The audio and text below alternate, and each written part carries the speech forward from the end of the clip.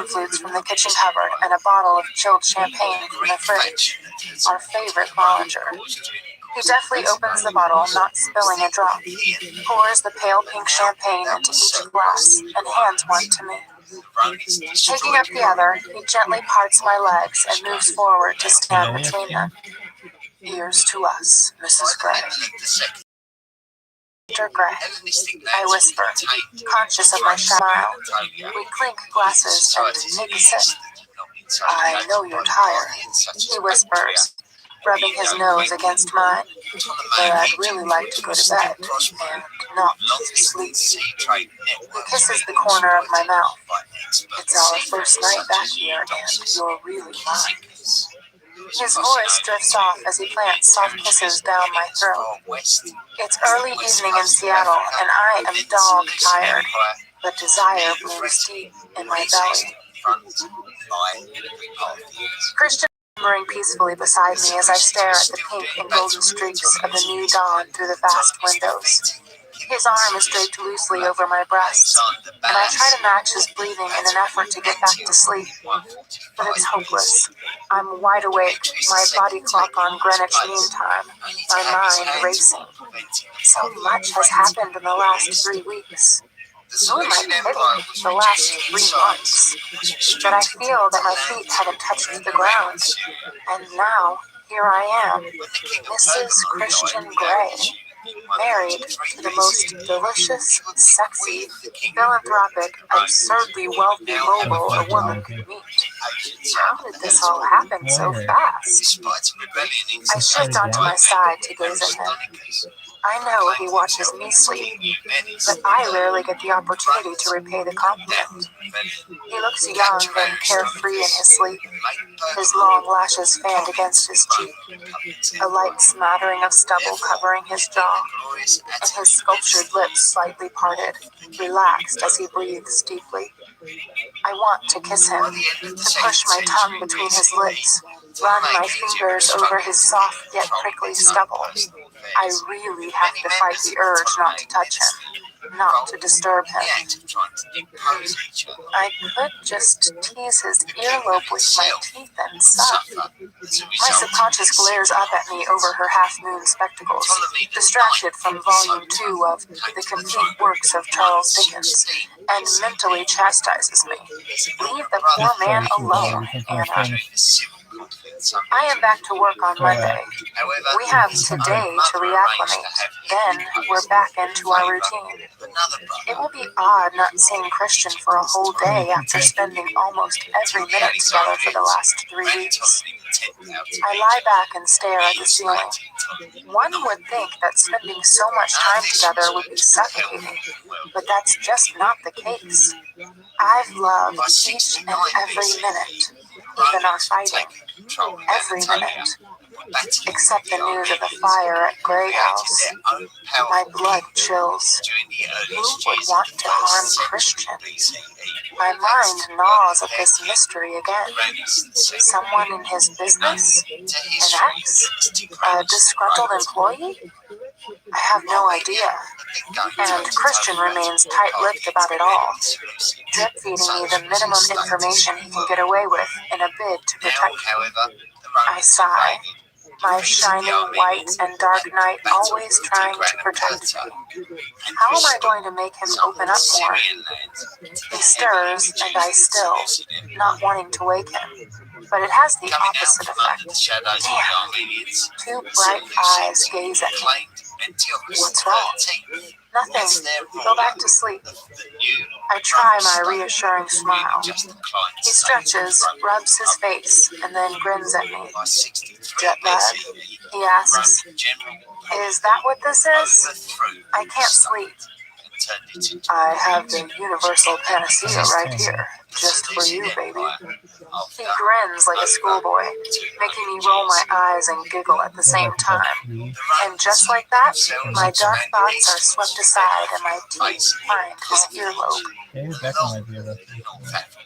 Christian and I cruise north on I-5 toward the 520 bridge in the Audi R8. We're going to have lunch at his parents'. Welcome home Sunday lunch. All the family will be there, plus Kate and Ethan. It will be strange to be in so much company when we've been on our own all this time. I haven't had an opportunity to talk to Christian most of the morning. He was holed up in his study while I unpacked. He said I didn't have to, that Mrs. Jones would do it. But that's something else I need to get used to. Having domestic help. I run my fingers absent-mindedly over the leather upholstery of the door to distract my wandering thoughts. I feel out of sorts. Is it the jet lag? The arson? Would you let me drive this? I ask, surprised that I say the words out loud. Of course, Christian replies, smiling. What's mine is yours. If you dent it, though, I will take you into the red room of pain. He glances swiftly at me with a malicious grin. Shit. I gape at him. Is this a joke? You're kidding. You'd punish me for denting your car? You love your car more than you love me? I tease. It's close, he says, and reaches across to squeeze my knee. But she doesn't keep me warm at night. I'm sure it could be arranged. You could sleep in her. I snap. Christian laughs. We haven't been home one day and you're kicking me out already? He seems delighted. I gaze at him and he gives me a face-splitting grin. And although I want to be mad at him, it's impossible when he's in this kind of mood. Now that I think about it, he's been in a better frame of mind ever since he left his study this morning. And it dawns on me that I'm being petulant because we have to go back to reality. And I don't know if he's going to revert to the more closed, pre-honeymoon Christian, or if I'll get to keep the new, improved version. Why are you so pleased? I ask.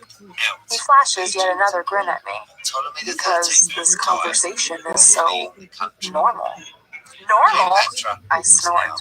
Not after 3 weeks of marriage, surely. His smile slips. I'm kidding, Christian.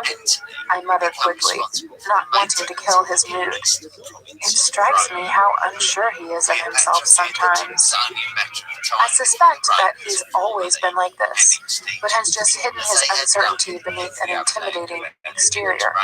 He's very easy to tease, probably because he's not used to it. It's a revelation. And I marvel again that we still have so much to learn about each other. Don't worry, I'll stick to the saw, I mutter, and turn to stare out the window, trying to shake off my bad mood. Hey, what's wrong? Nothing. You're so frustrating sometimes, Anna. Tell me. I turn and smirk at him. Back at you, Gray. He frowns. I'm trying, he says softly. I know. Me too. I smile and my mood brightens a little. Herrick looks ridiculous in his chef's hat and licensed to grill apron as he stands at the barbecue. Every time I look at him, it makes me smile. In fact, my spirits have lifted considerably. We are all sitting around the table on the terrace of the Gray family home, enjoying the late summer sun. Grace and Mia are setting various salads out on the table, while Elliot and Christian trade friendly insults and discuss plans for the new house. And Ethan and Kate grill me about our honeymoon. Christian keeps holding my hand, his fingers toying with my wedding and engagement rings. So, if you can get the plans finalized with Gia, I have a window September through mid-November and can get the whole crew on it, Elliot says as he stretches and drops an arm around Kate's shoulder, making her smile. Gia is due to come over and discuss the plans tomorrow evening, replies Christian. I hope we can finalize everything then. He turns and looks expectantly at me. Oh, this is news? Sure. I smile at him, mostly for the benefit of his family, but my spirits take a nosedive again. Why does he make these decisions without telling me? Or is it the thought of Gia, all lush hips, full breasts, expensive designer clothes, and perfume, smiling too provocatively at my husband? My subconscious glares at me. He's given you no reason to be jealous. Shit. I am up and down today. What's wrong with me? Anna, snapping me out of my reverie. You still in the south of France? Yes, I reply with a smile. You look so well, she says, though she frowns as she says it. You both do. Grace beams while Elliot refills our glasses. To the happy couple. Herrick grins and raises his glass, and everyone around the table echoes the sentiment. And congratulations to Ethan for getting into the psych program at Seattle, chips in Mia proudly. She gives him an adoring smile, and Ethan smirks at her. I wonder idly if she's made any headway with him. It's difficult to tell. I listen to the on the table. Christian is running through our extensive itinerary over the last 3 weeks, embellishing here and there. He sounds relaxed and in control, the worry of the arsonist forgotten. I, on the other hand, don't seem to be able to shake my mood. I pick at my food. Christian said I was fat yesterday. He was joking. My subconscious glares at me again. Elliot accidentally knocks his glass onto the terrace, startling everyone, and there's a sudden flurry of activity to get it cleaned up. I am going to take you to the boathouse and finally spank you in there if you don't snap out of this mood, Christian whispers to me. I gasp with shock, turn, and gape at him. What? Is he teasing me? You wouldn't dare. I growl at him. And from deep inside, I feel a familiar, welcome excitement. He cocks an eyebrow at me. Of course he would. I glance quickly at Kate across the table. She's watching us with interest. I turn back to Christian, narrowing my eyes at him. You have to catch me first, and I'm wearing flats. I hiss. I'd have fun trying, he whispers with a licentious grin, and I think he's joking. I blush. Confusingly, I feel better. As we finish our dessert of strawberries and cream, the heavens open. We all leap up to clear the plates and glasses from the table, depositing them in the kitchen. Good thing the weather held off till we finished, Grace says, pleased, as we drift into the back room. Christian sits down at the shiny black upright piano, presses the quiet pedal, and starts to play a familiar tune that I can't immediately place. Grace asks me for my impressions on Paul Waltz. She and Carrie had gone years ago during the moon, and it occurs to me that this is a moment, seeing how happy they are together now. Kate and Elliot are cuddling on one of the large, overstuffed couches, while Ethan, Mia, and Carrick are deep in a conversation about psychology, I think. Suddenly, as one, all the Greys stop talking and gape at Christian. What? Christian is singing softly to himself at the piano. Silence descends on us all as we strain to hear his soft, musical voice and the lyrics of Wherever You Will Go. I've heard him sing before, haven't they? He stops, suddenly conscious of the deathly hush that's fallen over the room. Kate glances questioningly at me, and I shrug. Christian turns on the stool and frowns, embarrassed to realize the center of attention. Go on, Grace urges softly. I've never heard you sing, Christian. Never. She stares at him in wonder. He sits on the piano stool, looking absently at her. After a beat, he shrugs. His eyes flicker nervously to me, then over to the French windows. The rest of the room suddenly erupts in self-conscious chatter, and I'm left watching my dear husband. Grace distracts me, grasping my hands, then suddenly folding me in her arms. Oh, darling girl, thank you. Thank you, she whispers, so only I can hear. It brings a lump to my throat. I hug her back, not really sure why I am being thanked. Grace smiles, her eyes shining, and kisses my cheek. What have I done? I'm going to make some tea, she says, her voice hoarse with unshed tears. I amble over to Christian, who is now standing, staring out through the French windows. Hi, I murmur. Hi. He puts his arm around my waist, pulling me to him, and I slip my hand in the back pocket of his jeans. We gaze out at the rain. Why doesn't it Feeling feel better. cold? I nod. King Charles II of Spain was so inbred, You his certainly family know didn't how to bother silence a educating room. them. Music, many hit songs, I and do even it all the entire time, albums were he written says, for revenge. and he grins at me. Technology. The first At video work, game was made yes, on an but not here. oscilloscope in 1958. True, And every other not topic here. under the sun. Look for No Your one's Brain ever on heard you Facts on your sing? favorite podcast Ever? app or at It yourbrainonfacts.com. appears not. He says dryly. Shall we go? I gaze up at him, trying to gauge his mood. His eyes are soft and warm and slightly bemused. I decide to change the subject. You going to spank me? I whisper, and suddenly there are butterflies in my stomach. Perhaps this is what I need. This is what I have been missing.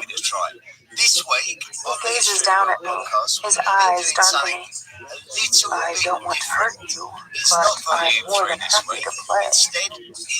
I glance nervously around the large room, but we are out of earshot. Only if you misbehave, Mrs. Gray. He bends and murmurs in my ear. How can he put so much sensual promise into 6 words? I'll see what I can do. I grin. Once we've said our goodbyes, we walk over to the car. Here. Christian throws me the keys to the R8. Don't bend it, he adds in all seriousness, or I will be fucking pissed. My mouth goes dry. He's letting me drive his car? My inner goddess whips on her leather driving gloves and flat shoes. Oh yes, she cries. Are you sure? I mouth, stunned. Yes, before I change my mind. I don't think I have ever grinned so hard. He rolls his eyes and opens the driver's door so that I can climb in. I start the engine before he's even reached the passenger side, and he jumps in quickly. Eager, Mrs. Gray? He asks with a wry smile. Very. Slowly, I ease the car backward and turn it in the driveway. I manage not to stall it, surprising myself. Boy, is the clutch sensitive. Carefully navigating the driveway, I glance in my rearview mirror and see Sawyer and Ryan climb into the Audi SUV. I had no idea our security had followed us here. I pause before I set out onto the main road. You're sure about this? Yes, Christian says tightly, telling me he's not sure about this at all. Oh, my poor 50. I want to laugh at both him and myself because I'm nervous and excited. A small part of me wants to lose Sawyer and Ryan just for the kicks. I check for traffic, then inch the R8 out onto the road. Christian curls up with tension and I can't resist. The road is clear. I put my foot down on the gas and we shoot forward. Whoa, Anna! Christian shouts. Slow down! You'll kill us both. I immediately ease off the gas. Wow, can this car move? Sorry, I mutter, trying to sound contrite and failing miserably. Christian smirks at me to hide his relief, I think. Well, that counts as misbehaving, he says casually, and I glance in the rearview mirror. No sign of the Audi, just a solitary dark car with tinted windows behind us. I imagine Sawyer and Ryan flustered, frantic to catch up. And for some reason, this gives me a thrill. But not wanting to give my dear husband a coronary, I decide to behave and drive steadily, with growing confidence toward the 520 bridge.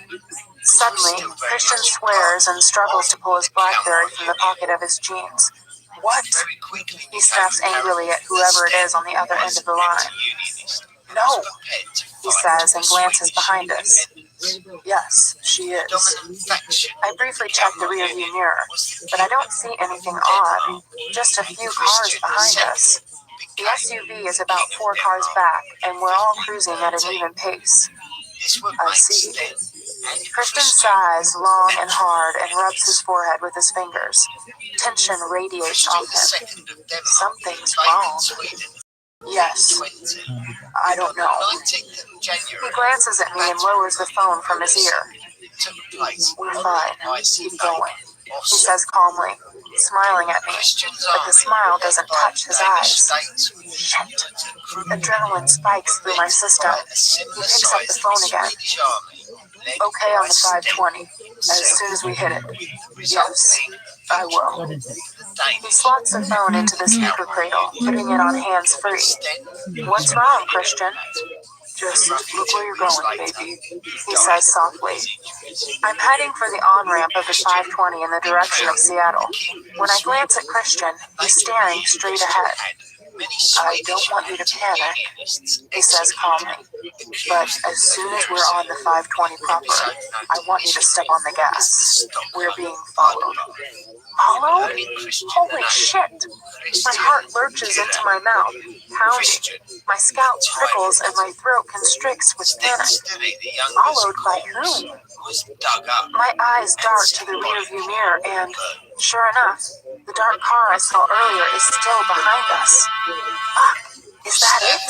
I squint through the tinted windshield to see who's driving, but I see nothing. Keep your eyes on the road, baby, Christian says gently, not in the truculent tone he normally uses where my driving is concerned. Get a grip!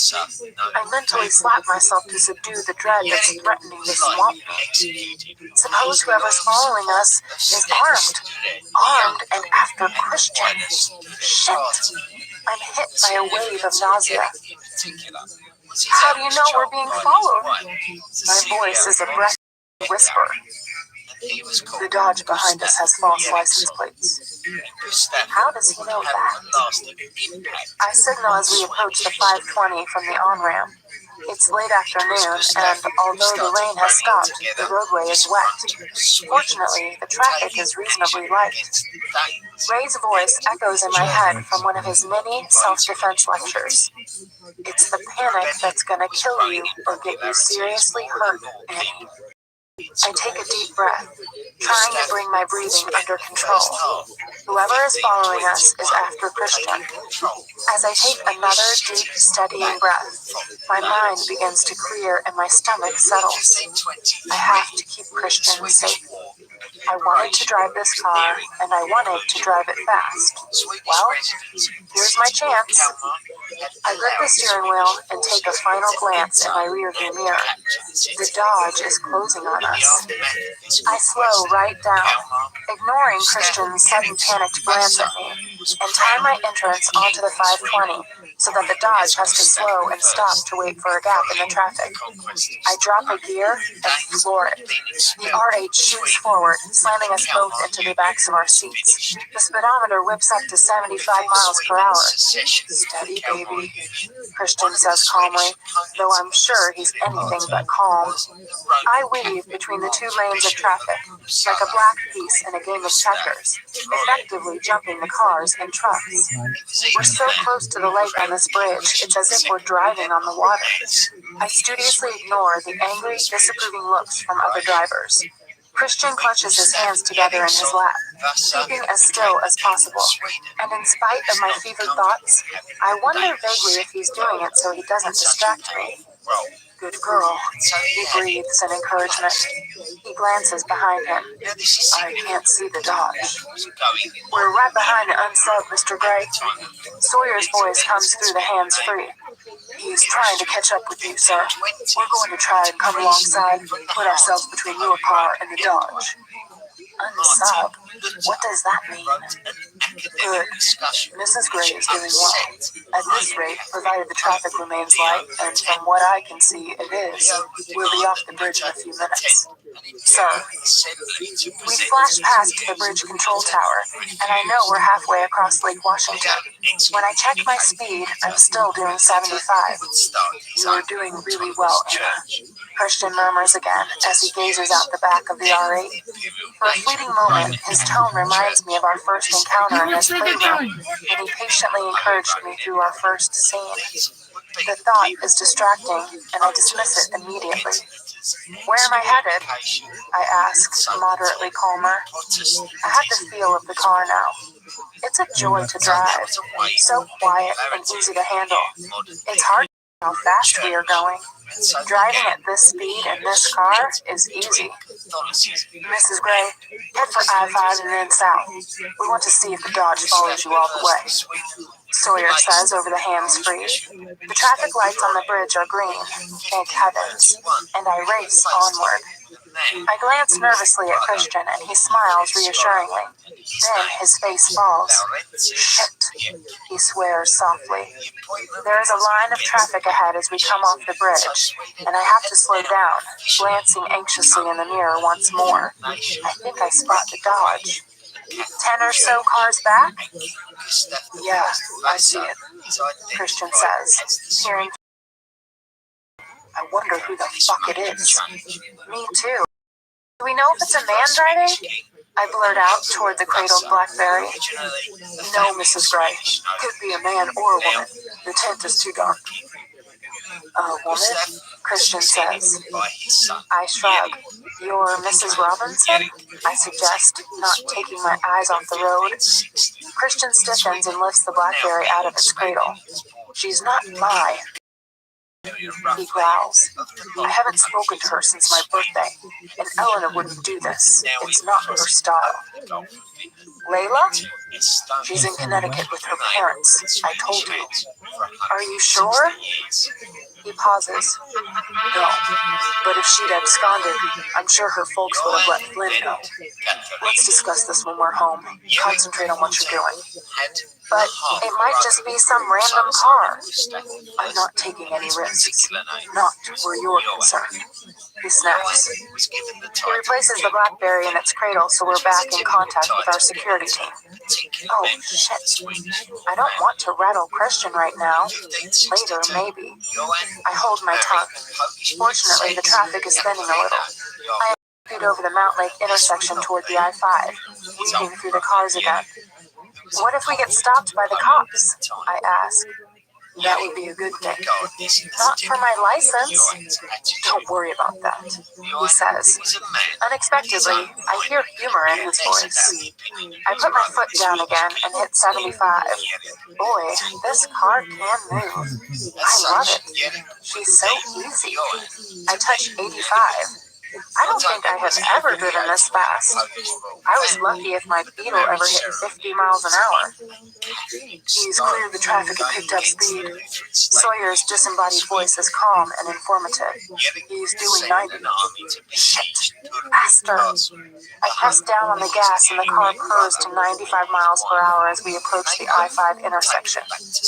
Keep it up, Anna, Christian murmurs. I slow momentarily as we glide onto I-5. The interstate is fairly quiet, and I'm able to cross straight over to the fast lane in a split second. As I put my foot down, the glorious R8 zooms forward, and we tear down the left lane, lesser mortals pulling over to let us pass. If I wasn't so frightened, I might really enjoy this. He's hit 100 miles per hour, sir. Stay with him, Luke. Christian barks at Sawyer. Luke? A truck lurches into the fast lane. Shit! And I have to slam on the brakes. Fucking idiot! Christian curses the driver as we lurch forward in our seats. I am grateful for our seatbelts. Go around him, baby, Christian says through clenched teeth. I check my mirrors and cut right across 3 lanes. We speed past the slower vehicles and then back to the fast lane. Nice move, Mrs. Gray, Christian murmurs appreciatively. Where are the cops when you need them? I don't want a ticket, Christian, I mutter, concentrating on the highway ahead. Have you had a speeding ticket driving this? No, he says, but glancing quickly at him, I can see his smirk. Stopped? Yes. Oh, charm. It all comes down to charm. Now concentrate. Where's the Dodge, Sawyer? He's just hit 110, sir, Sawyer says. Holy fuck. My heart leaps once more into my mouth. Can I drive any faster? I push my foot down once more and streak past the traffic. Flash the headlights, Christian orders when a Ford Mustang won't move. But that would make me an asshole. So be an asshole, he snapped. Okay. Where are the headlights? The indicator. Pull it toward you. I do it, and the Mustang moves aside, though not before the driver waves his finger at me in a none too complimentary manner. I zoom past him. He's the asshole, Christian says under his breath, then barks at me. Get off on Stewart. Yes, sir. We're taking Stewart Street exit, Christian says to Sawyer. Head straight to Escala, sir. I slow, check my mirrors, signal, then move with surprising ease across 4 lanes of the highway and down the off-ramp. Merging onto Stewart Street, we head south. The street is quiet, with few vehicles. Where is everyone? We've been damned lucky with traffic, but that means the Dodge has too. Don't slow down, Anna. Get us home. I can't remember the way, I mutter, panicked by the fact that the Dodge is still on our tail. Head south on Stewart. Keep going until I tell you when. Christian sounds anxious again. Zoom past 3 blocks, but the lights changed to yellow on Yale Avenue. Run them, Anna, Christian shouts. I jump so hard I floor the gas pedal, throwing us both back in our seats, speeding through the now red light. He's taking Stewart, Sawyer says. Stay with him, Luke. Luke? That's his name. A quick glance, and I can see Christian me as if I'm crazy. Eyes on the road, he snaps. I ignore his tone. Luke Sawyer. Yes. He sounds exasperated. Ah. How did I not know this? The man has been following me to work for the last 6 weeks, and I didn't even know his first name. That's me, ma'am, Sawyer says, startling me, though he's speaking in the calm, monotone voice he always uses. The unsub is heading down Stewart, sir. He's really picking up speed. Go, Anna. Less of the fucking chit-chat, Christian growls. We're stopped at the first light on Stewart, Sawyer informs us. Anna, quick! In Christian shouts, pointing to a parking lot on the south side of Boren Avenue. I turn, the tires screeching in protest as I swerve into the crowded lot. Drive around. Quick, Christian orders. I drive as fast as out of sight of the street. And there, Christian points to a space. Shit, he wants me to park it. Crap! Just fucking do it, he says. So I do. Perfectly. Probably the only time I have ever parked perfectly.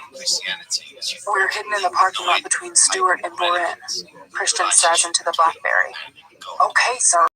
Sawyer sounds irritated. Stay where you are. We'll follow the unsub. Christian turns to me, his eyes searching my face. You okay? Sure, I whisper. Christian smirks.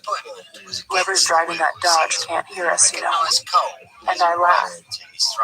We're passing Stewart and Boren now, sir. I see the lot. He's gone straight past you, sir. Both of us sag simultaneously with relief.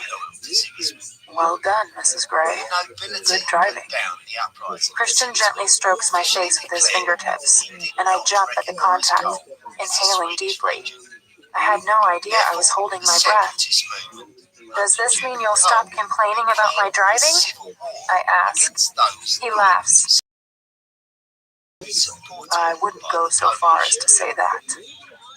Thank you for letting me drive your car. Under such exciting circumstances, too. I tried desperately to keep my voice light. Maybe I should drive now. To be honest, I don't think I can right now to let you sit here. My legs feel like jello. Suddenly, I'm shuddering and shaking. It's the adrenaline, baby, he says.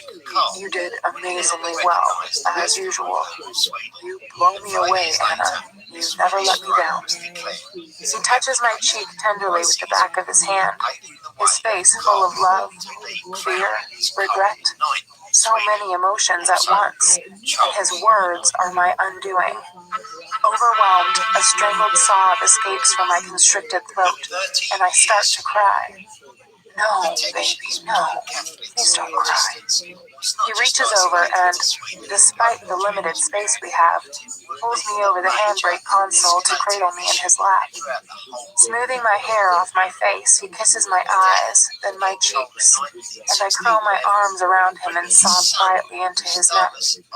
He buries his nose in my hair and wraps me in his arms, holding me tight, and we sit, neither of us saying anything, just holding each other.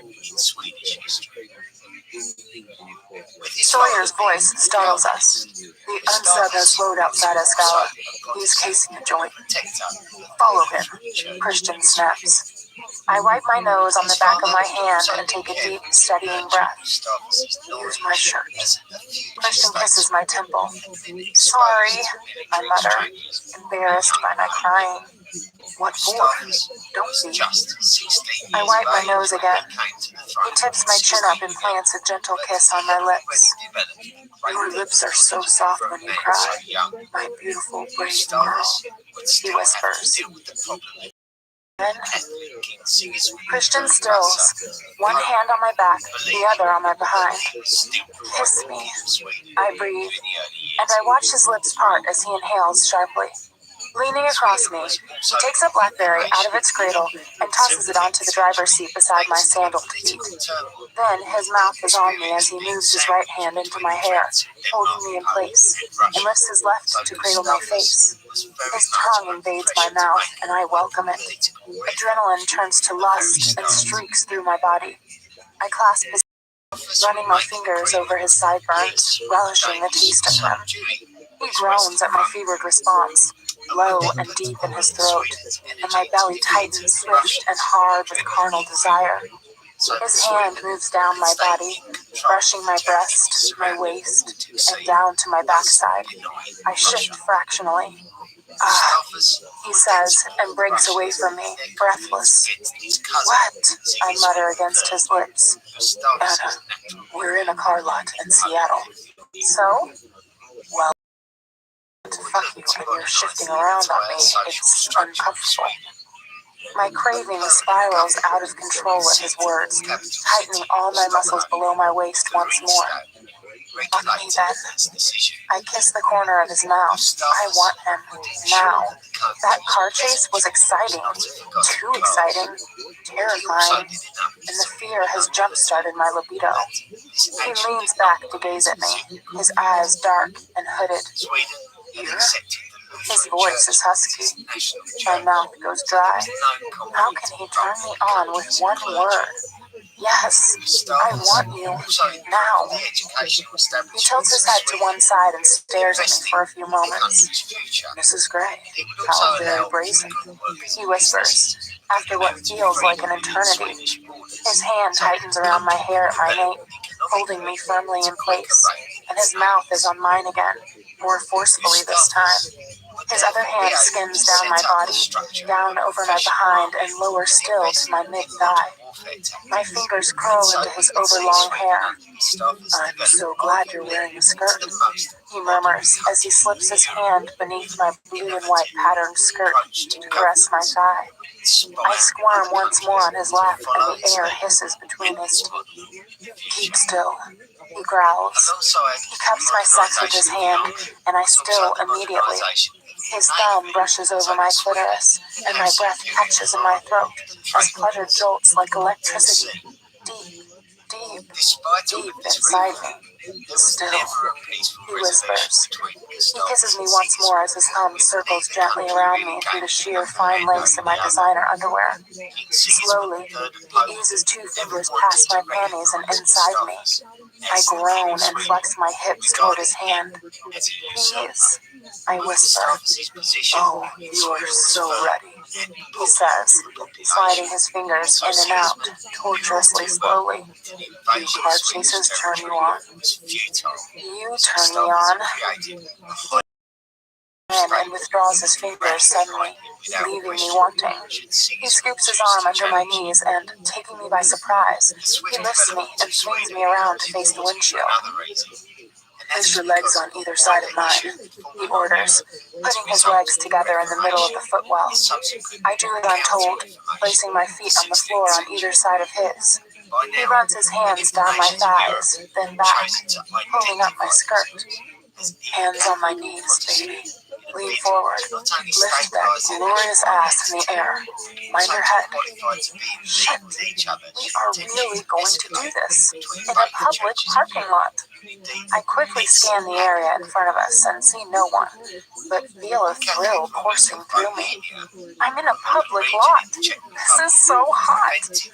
Christian shifts beneath me, and I hear the telltale sound of his zipper. Putting one arm around my waist and with his other hand tugging my lacy panties sideways, he impales me in one swift move.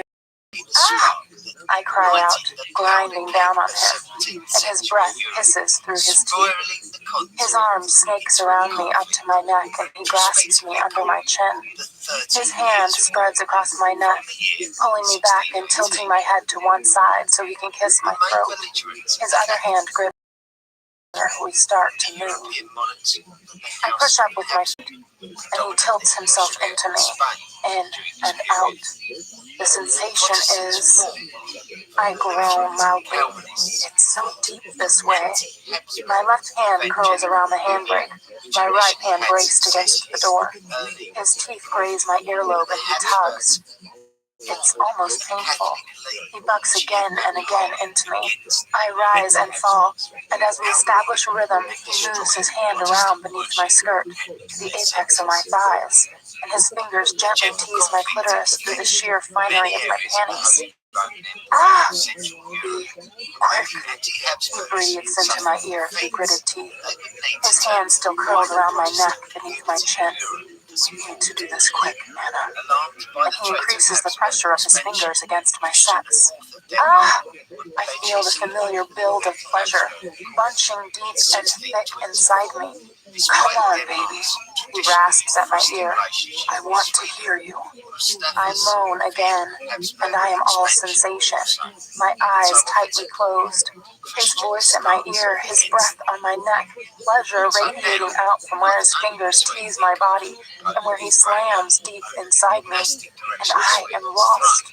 My body takes control, craving release. Yes, Christian hisses in my ear, and I open my eyes briefly, staring wildly at the cloth roof of the R8, and I scrunch them closed again as I come around him. Oh, Anna, he murmurs in wonder. He wraps his arms around me and rams into me one last time and stills as he climaxes deep inside. He runs his nose along my jaw and softly kisses my throat, my cheek, my temple, as I lie on him, my head lolling against his neck. Tension relieved, Mrs. Gray. Christian closes his teeth around my earlobe again and tugs. My body is drained, totally exhausted, and I mule. I feel his smile against me. Certainly helped with mine, he adds, shifting me off him. Lost your voice? Yes, I murmur. Well, aren't you the wanton creature? I had no idea such an exhibitionist.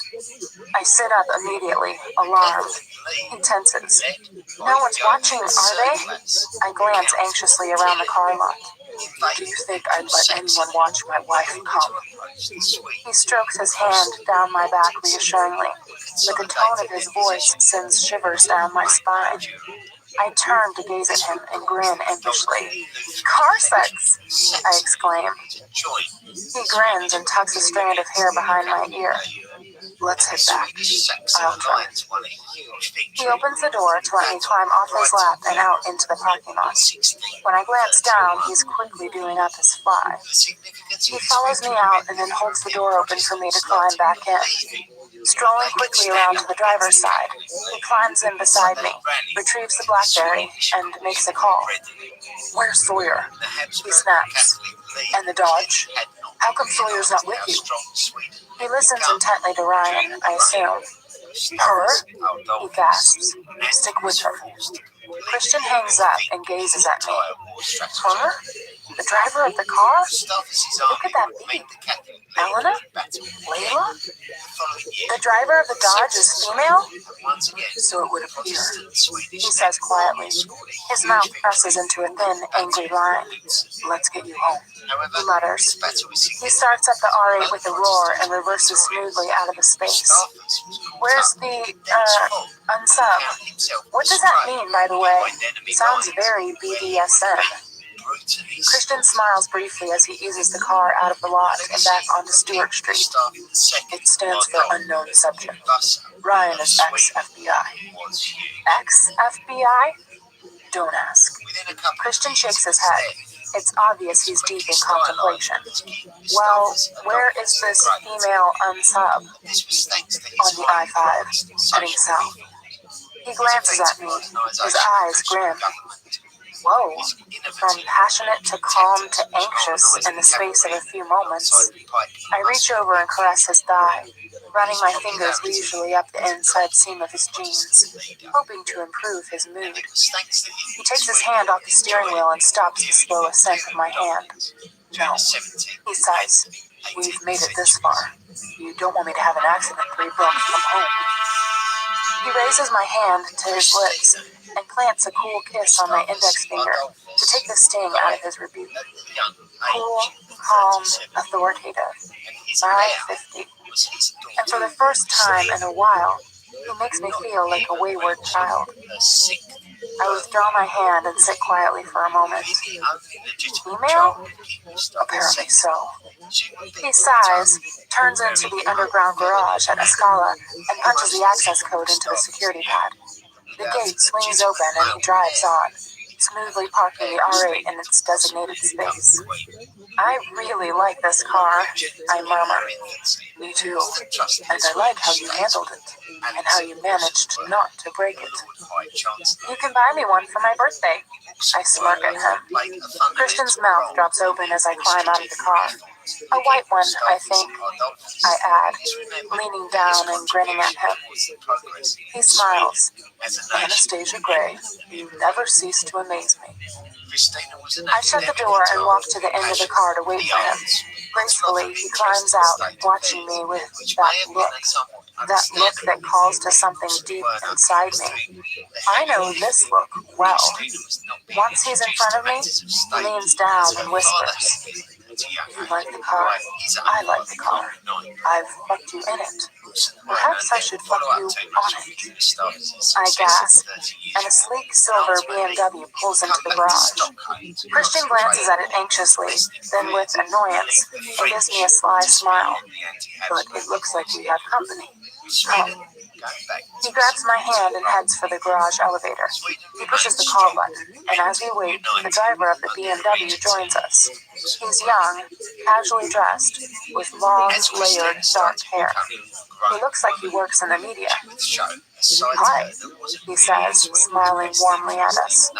Christian puts his arm around me and nods politely. I've just moved in. Apartment 16. Hello. I return his smile. He has kind, soft brown eyes. The elevator arrives and we all walk in. Christian glances down at me, his expression unreadable. You're Christian Gray, the young man says. Christian gives him a tight smile. No, Logan. He holds out his hand. Reluctantly, Christian takes it. Which floor? Noah asks. I have to input a code. Oh. Oh. Noah smiles broadly. Of course. He presses the button for the 8th floor and the doors close. Mrs. Gray, I presume? Yes. I give him a polite smile and we shake hands. Noah flushes a little as he gazes at me a fraction too long. I mirror his flush and Christian's arm tightens around me. When did you move in? I ask. Last weekend. I love the place. There's an awkward pause before the elevator stops at Noah's floor. Great to meet you both, he says, sounding relieved, and steps out. The doors close silently behind him. Christian taps in the entry code, and the elevator ascends again. He seemed nice. I murmur. I've never met any of the neighbors before. Christian scowls. I prefer it that way. That's because you're a hermit. I thought he was pleasant enough. Hermit? Hermit, stuck in your ivory tower, I state matter-of-factly. Christian's lips twitch with amusement. Our ivory tower. And I think you have another name to add to the list of your admirers, Mrs. Gray. I roll my eyes. Christian, you think everyone is an admirer. Did you just roll your eyes at me? My pulse quickens. I sure did, I whisper, my breath catching in my throat. He cocks his head to one side, wearing his smoldering, arrogant, amused expression. What shall we do about that? Something rough. He blinks to hide his surprise. Rough? Please? You want more? I nod slowly. The doors to the elevator open and we're home. How rough? He breathes, his eyes darkening. I gaze at him, saying nothing. He closes his eyes for a moment and then grabs my hand and hauls me into the foyer. When we burst through the double doors, Sawyer is standing in the hallway, looking expectantly at the two of us. Sawyer, I'd like to be debriefed in an hour, Christian says. Yes, sir. Turning, Sawyer heads back into Taylor's office. We have an hour. Christian glances down at me. Rough. I nod. Well, Mrs. Gray, you're in luck. I'm taking requests today. Chapter 6. Do you have anything in mind? Christian murmurs, pinning me with his bold gaze. I shrug, suddenly breathless and agitated. I don't know if it's the chase, the adrenaline, my earlier bad mood. I don't understand, but I want this, and I want it badly. A puzzled expression flits across Christian's face. Pinky fuckery? He asks, his words a soft caress. I nod, feeling my face flame. Why am I embarrassed by this? I have done all manner of kinky fuckery with this man. He's my husband, damn it. Am I embarrassed because I want this and I'm ashamed to admit it? My subconscious glares at me. Stop overthinking. Carte blanche. He whispers a question, eyeing me speculatively, as if he's trying to read my mind. Carte blanche. Holy fuck. What will that entail? Yes, I murmur nervously, as excitement blooms deep inside me. He smiles a slow, sexy smile. Come, he says, and tugs me towards the stairs. His intention is clear. Playroom! At the top of the stairs, he releases my hand and unlocks the playroom door. The key is on the Yes, Seattle keychain that I gave him not so long ago. After you, Mrs. Gray, he says, and swings the door open. The playroom smells reassuringly familiar, of leather and wood and fresh polish. I blush, knowing that Mrs. Jones must have been in here cleaning while we were away on our honeymoon. As we enter, Christian switches on the lights and the dark red walls are illuminated with soft, diffused light. I stand gazing at him, anticipation running thick and heavy through my veins. What will he do? He locks the door and turns. Inclining his head to one side, he regards me thoughtfully and then shakes his head, amused. What do you want, Anastasia? He asks gently. You. My response is breathy. He smirks. You've got me. You've had me since you fell into my office. Surprise me then, Mr. Gray. His mouth twists with repressed humor and carnal promise. As you wish, Mrs. Gray. He folds his arms and raises one long index finger to his lips while he appraises me. I think we'll start by ridding you of your clothes. He steps forward, grasping the front of my short denim jacket. He opens it and pushes it over my shoulders so it falls to the floor. He clasps the hem of my black camisole. Lift your arms. I obey, and he he peels it off over my head. Leaning down, he plants a soft kiss on my lips, his eyes glowing with an alluring mix of lust and love. The camisole joins my jacket on the floor. Here, I whisper, gazing nervously at him as I remove the hair tie from around my wrist and hold it up for him. He stills. His eyes widen briefly, but give nothing away. Finally, he takes the small band. Turn around. He orders. Relieved, I smile to myself and oblige immediately. Looks like we've overcome that little hurdle. He gathers my hair and braids it quickly and efficiently before fastening it with the tie. He tugs the braid, pulling my head back. Good thinking, Mrs. Gray. He whispers in my ear, then nips my earlobe. Now turn around and take your skirt off. Let it fall to the floor. He releases me and steps back as I turn to face him. Not taking my eyes off his, I unbutton the waistband of my skirt and ease the zipper down. The full skirt fans out and falls to the floor, cooling at my feet. Step out from your skirt, he orders. As I step toward him, he kneels swiftly down in front of me and grasps my right ankle.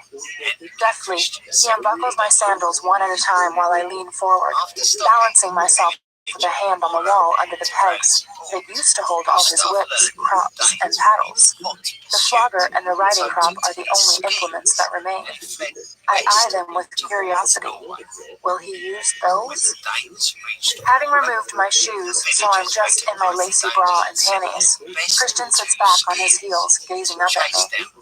You're a fine sight, Mrs. Gray. Suddenly, he kneels up, grabs my hips, and pulls me forward, burying his nose in the apex of my thighs. And you smell of you and me and sex, he says, inhaling sharply. It's intoxicating. He kisses me through my lace panties, while I gasp at his words, my insides liquefying. He's just so naughty. Gathering up my clothes and sandals, he stands in one swift, graceful move, like an athlete. Go and stand beside the table, he says calmly, pointing with his chin. Turning, he strides over to the museum chest of wonder. He glances back and smirks at me. Face the wall, he commands. That way you won't know what I'm planning. We aim to please, Mrs. Gray, and you wanted a surprise. I turn away from him, listening acutely, my ears suddenly sensitive to the slightest sound. He's good at this, building my expectations, stoking my desire, making me think. I hear him put my shoes down and I think my clothes on the chest, followed by the telltale clatter of his shoes as they drop to the floor.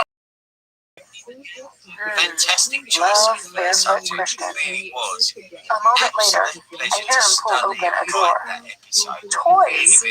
Oh, I love this anticipation. The drawer closes and my breathing spikes. How can the sound of a drawer render me a quivering mess? It makes no sense. The subtle hiss of the sound system coming to life tells me it's going to be a musical interlude. A lone piano starts, muted and soft, and mournful chords fill the room. It's not a tune I know. The piano is joined by an electric guitar. What is this? A man's voice speaks, and I can just make out the words. Something about not being frightened of dying. Christian pads leisurely toward me, his bare feet slapping on the wooden floor. I sense him behind me as a woman starts to sing. Wail. Sing? Rough, you say, Mrs. Gray. It's in my left ear. You must tell me to stop if it's too much. If you say stop, I will stop immediately. Do you understand? Yes. I need your promise. I inhale sharply. Shit, what is he going to do? I promise, I murmur breathlessly, recalling his words from earlier. I don't want to hurt you, but I'm more than happy to play. Good girl.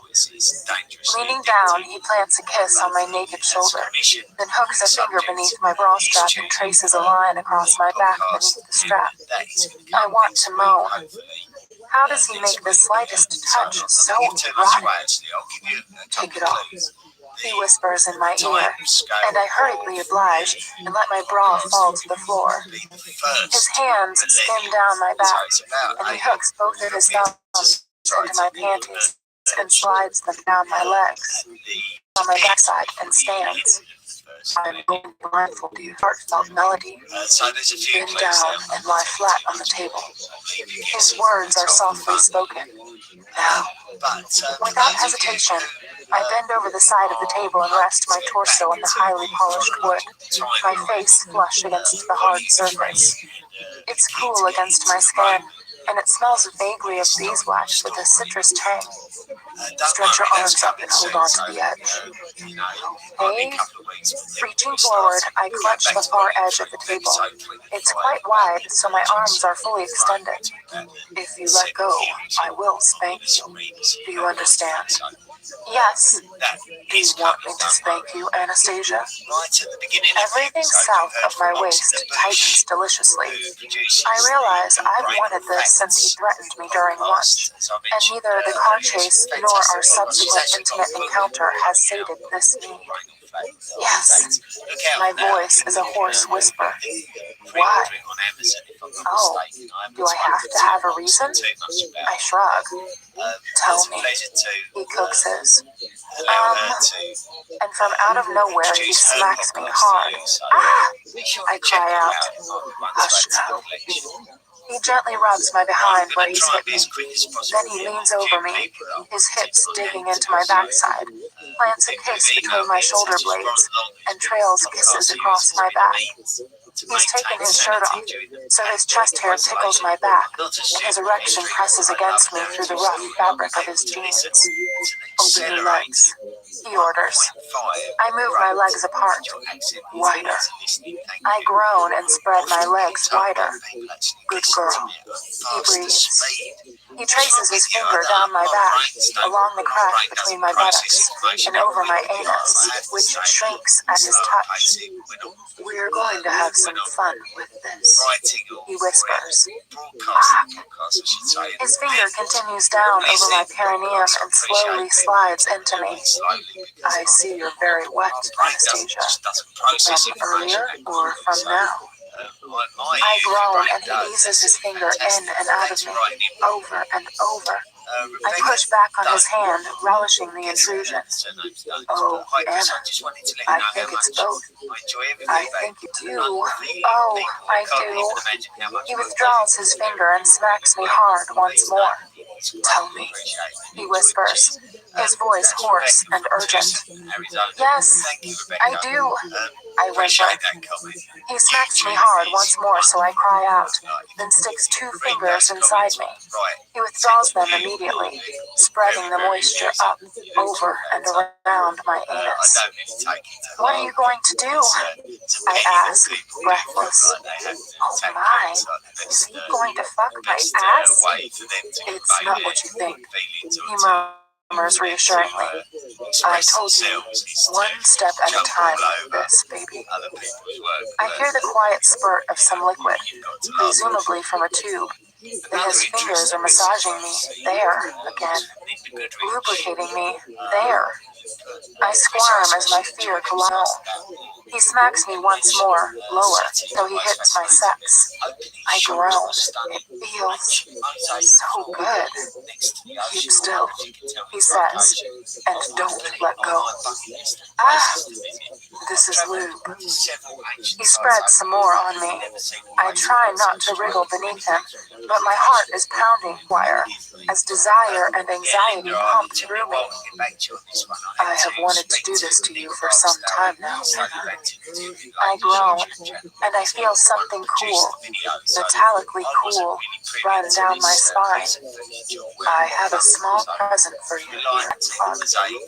Christian runs it down the parting between my buttocks. Oh my. I'm going to push this. Will it hurt? No, baby, it's small. Once it's inside you, I'm going to fuck hard. I practically convulse. Bending over me, he kisses me once more between my shoulder blades. Ready?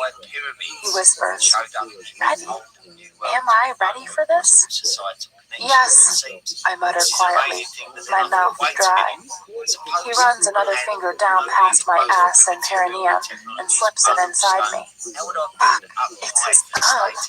He cups my sex and his fingers gently caress my clitoris. I moan. Feels good. And gently, while his fingers and thumb work their magic, he pushes the cold plug slowly into me. Ah! I groan loudly at the unfamiliar sensation, my muscles protesting at the intrusion. He circles his thumb inside me and pushes the plug harder, and it slips in easily. And I don't know if it's because I'm so turned on, or if he's distracted me with his expert fingers, but my body seems to accept it. And strange, there. Oh, baby. And I twists the plug, eliciting a long, drawn-out moan from me. Christian, I mumble, his name a garbled mantra, as I adjust to the sensation.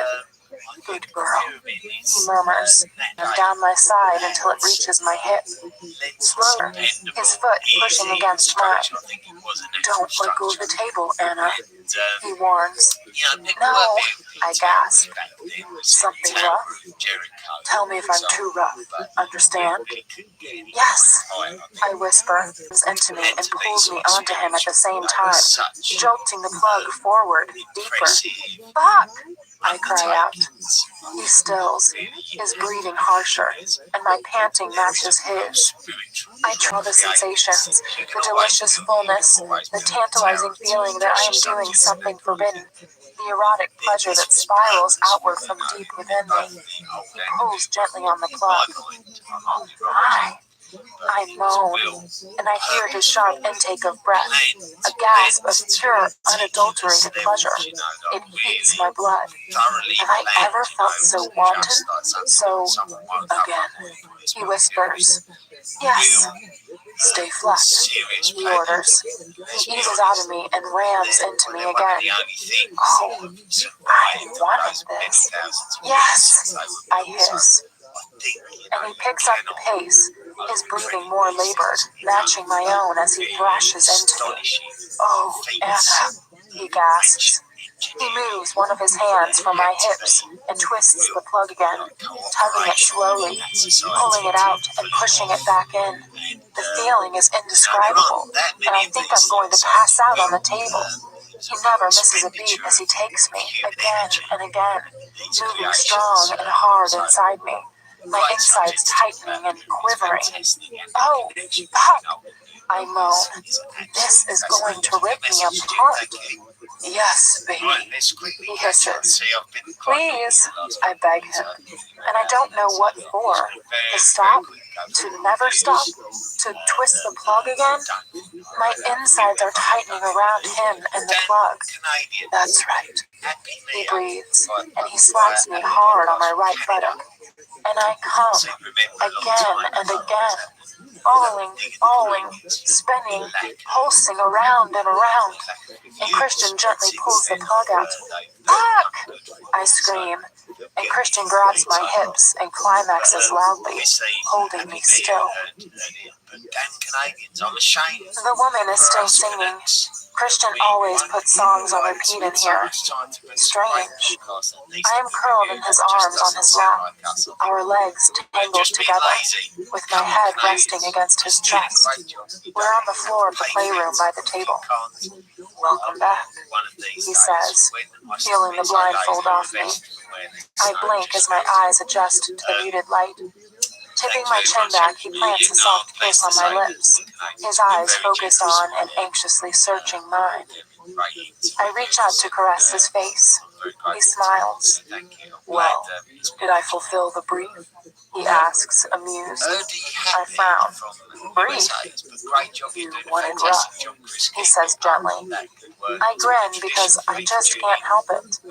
Yes, I think you did. He raises his eyebrows and grins back at me. I'm very glad to hear it. You look thoroughly well fucked and beautiful at this moment. He caresses my face, his long finger stroking my cheek. I feel it. I purr. He reaches down and kisses me tenderly, his lips soft and warm and giving against mine. You never disappoint. He leans back to gaze down at me. How do you feel? His voice is soft with concern. Good, I murmur, feeling a flush creep across my face. Thoroughly well fucked. I smile shyly. Why, Mrs. Gray, you have a dirty, dirty mouth. Christian feigns an offended expression, but I can hear his amusement. That's because I'm married to a dirty, dirty boy, Mr. Gray. He grins a ridiculously stupid grin, and it's infectious. I'm glad you're married to him. He gently takes hold of my braid, lifts it to his lips, and kisses the end with reverence, his eyes glowing with love. Oh my, did I ever have a chance of resisting this man? I reach for his left hand and plant a kiss on his wedding ring. A plain platinum band matching my own. Mine, I whisper. Yours, he responds. He curls his arms around me and presses his nose into my hair. Shall I run you a bath? Only if you join me in it. Okay, he says. He sets me onto my feet and stands up beside me. He's still wearing his jeans. Will you wear your, other jeans? He frowns down at me. Other jeans? The ones you used to wear in here. Those jeans? He murmurs, blinking with perplexed surprise. You look very hot in them. Do I? Yeah, I mean, really hot. He smiles shyly. Well, for you, Mrs. Gray, maybe I will. He bends to kiss me, then grabs the small bowl on the table that contains the butt plug, the tube of lubricant, the blindfold, and my panties. Who cleans these toys? I ask as I follow him over to the chest. He frowns at me, as if not understanding the question. Me, Mrs. Jones? What? He nods, amused and embarrassed, I think. He switches off the music. Well, your sons used to do it? I finish his sentence. He gives me an apologetic shrug. He hands me his shirt and I put it on, turning it around, and my chagrin about butt plug walking upstairs. I follow him. The car chase have all gone. I'm relaxed, finally sated and calm. As we enter our bathroom, I yawn loudly and stretch, at ease with myself for a change.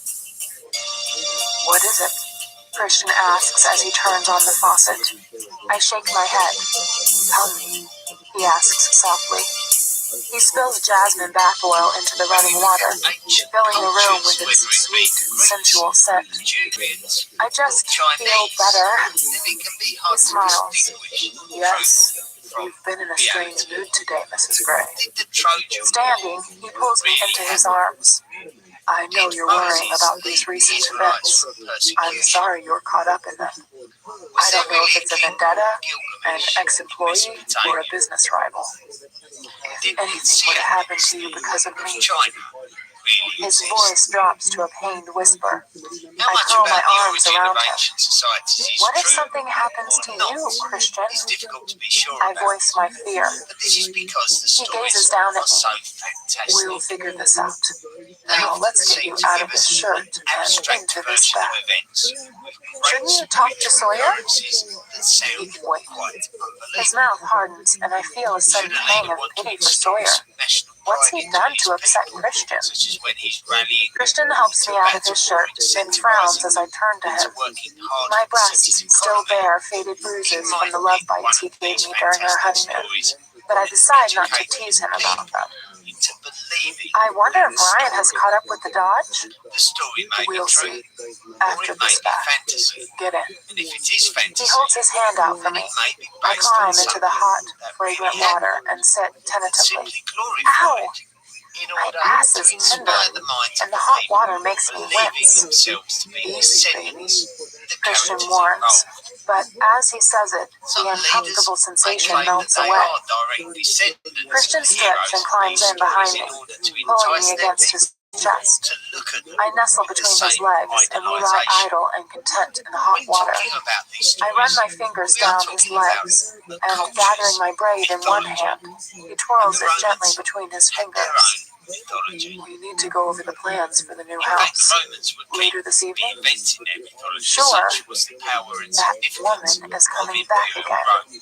My We should subconscious have been gazes up from surprised to hear volume this 3 of The and Complete consider that Works of Rome's Charles leadership Dickens was and Glowers. competitive, I'm with relied my upon the subconscious. loyalty of its I subjects, sigh. especially as the Empire Unfortunately, of Rome Gia Matteo's grew designs to are almost breathtaking. unimaginable proportions. I must get my things ready Such for were the work. efforts made I in whisper. establishing Rome He as the stills. most powerful entity You know you don't the have to world go had back ever to work. seen, that He its murmurs. existence Oh resonated no, hugely in not this Europe again.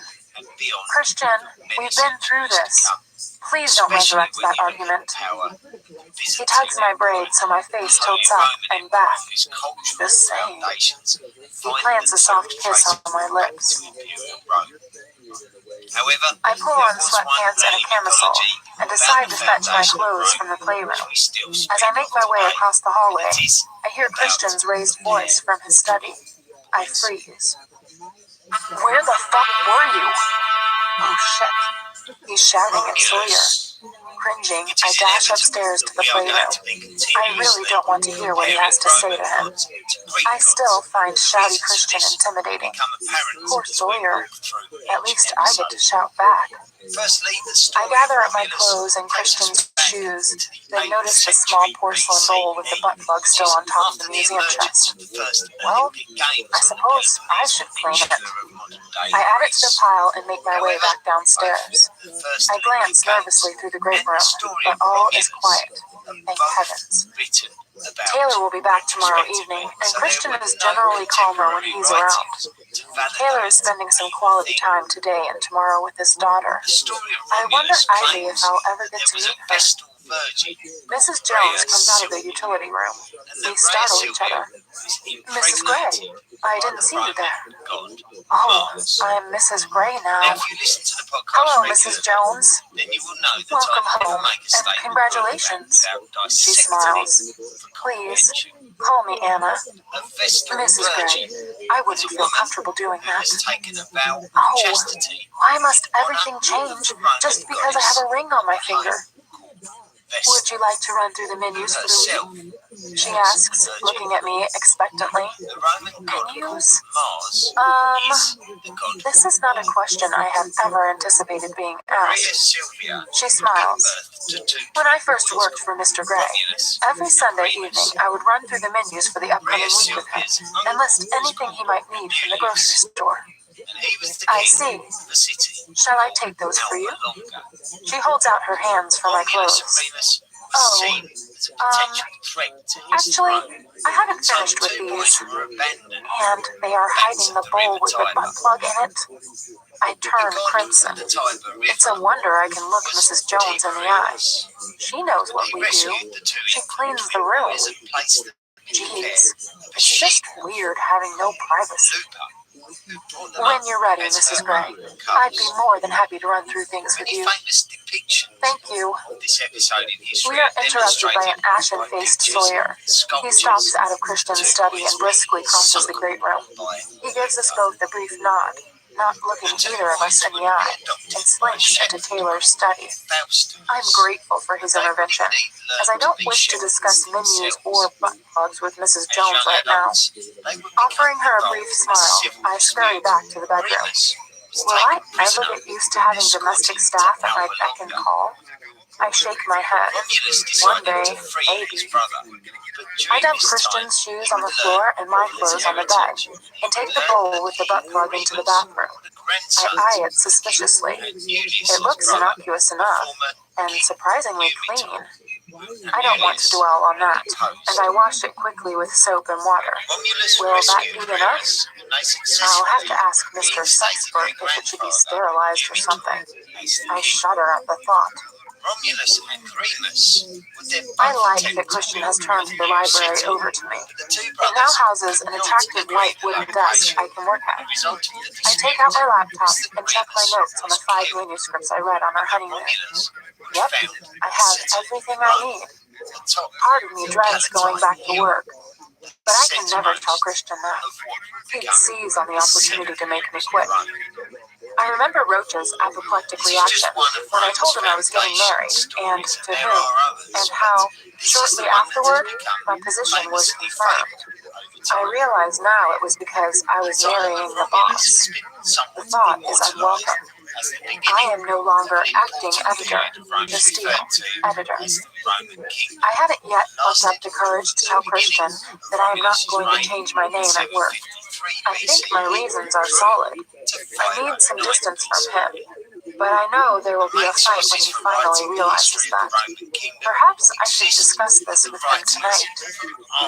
Sitting back in my chair, I start my final chore of the day.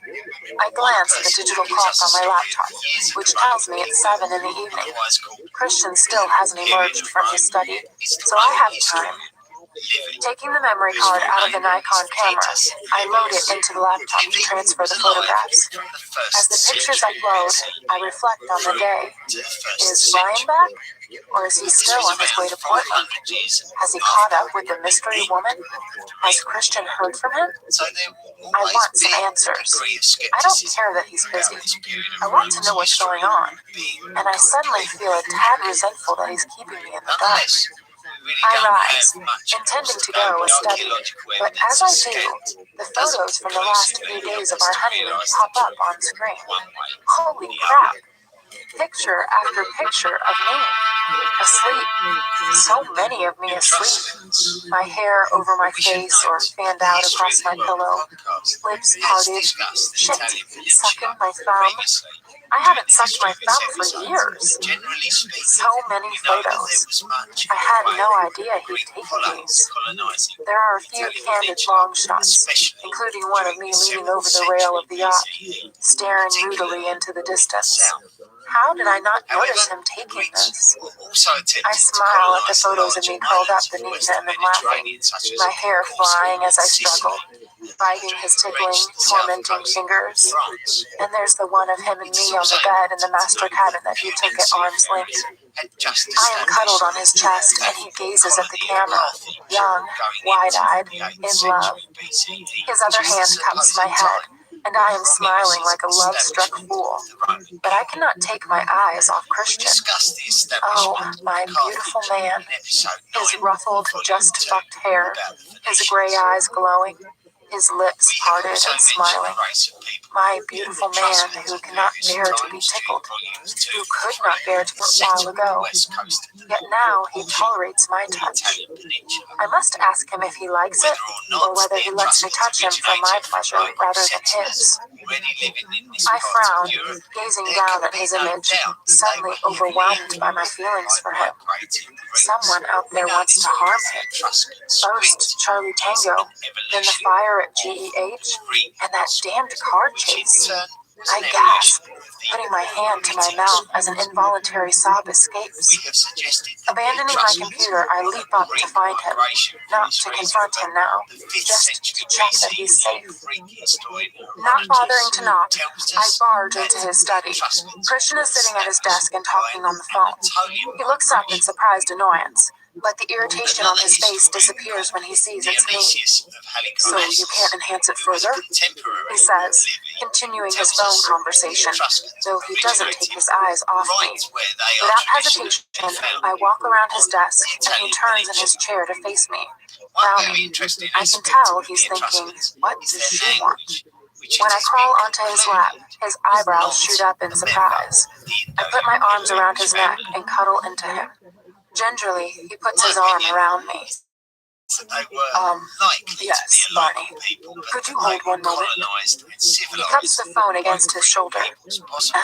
What's wrong? but I certainly shake my head. bringing with them Tipping my chin up, he gazes into my eyes. I pull my head free from his hold, tuck it beneath his chin, and curl up smaller on his lap. Right. Bemused, he wraps his free arm more tightly around me and kisses the top of my head. Okay, Barney, what were you saying? He continues, wedging the phone between his ear and his shoulder, and taps a key on his laptop. A grainy black and white CCTV image appears on the screen. A man with dark hair wearing pale coveralls comes on the screen. Christian presses another key, and the man walks toward the camera, but with his head bowed. When the man is closer to the camera, Christian freezes the frame. He is standing in a bright white room with what looks like a long line of tall black cabinets to his left. This must be GDH's server room. Okay, Barney, one more time. The screen springs to life. A box appears around the head of the man in the CCTV footage, and suddenly we zoom in. I sit up, fascinated. Is Barney doing this? I ask quietly. Yes, Christian answers. As I stare at him, a chill of recognition sweeps up my spine. There is something familiar in the line of his jaw. He has scruffy, short black hair that looks odd and unkempt. I whisper, "That's Jack Hyde." Historically added layer upon layer of construction. Chapter 7. Top of Rome's very earliest You history. think? It's the line of his jaw. I point at green. And the earrings and the shape of his shoulders. He's a right build, too.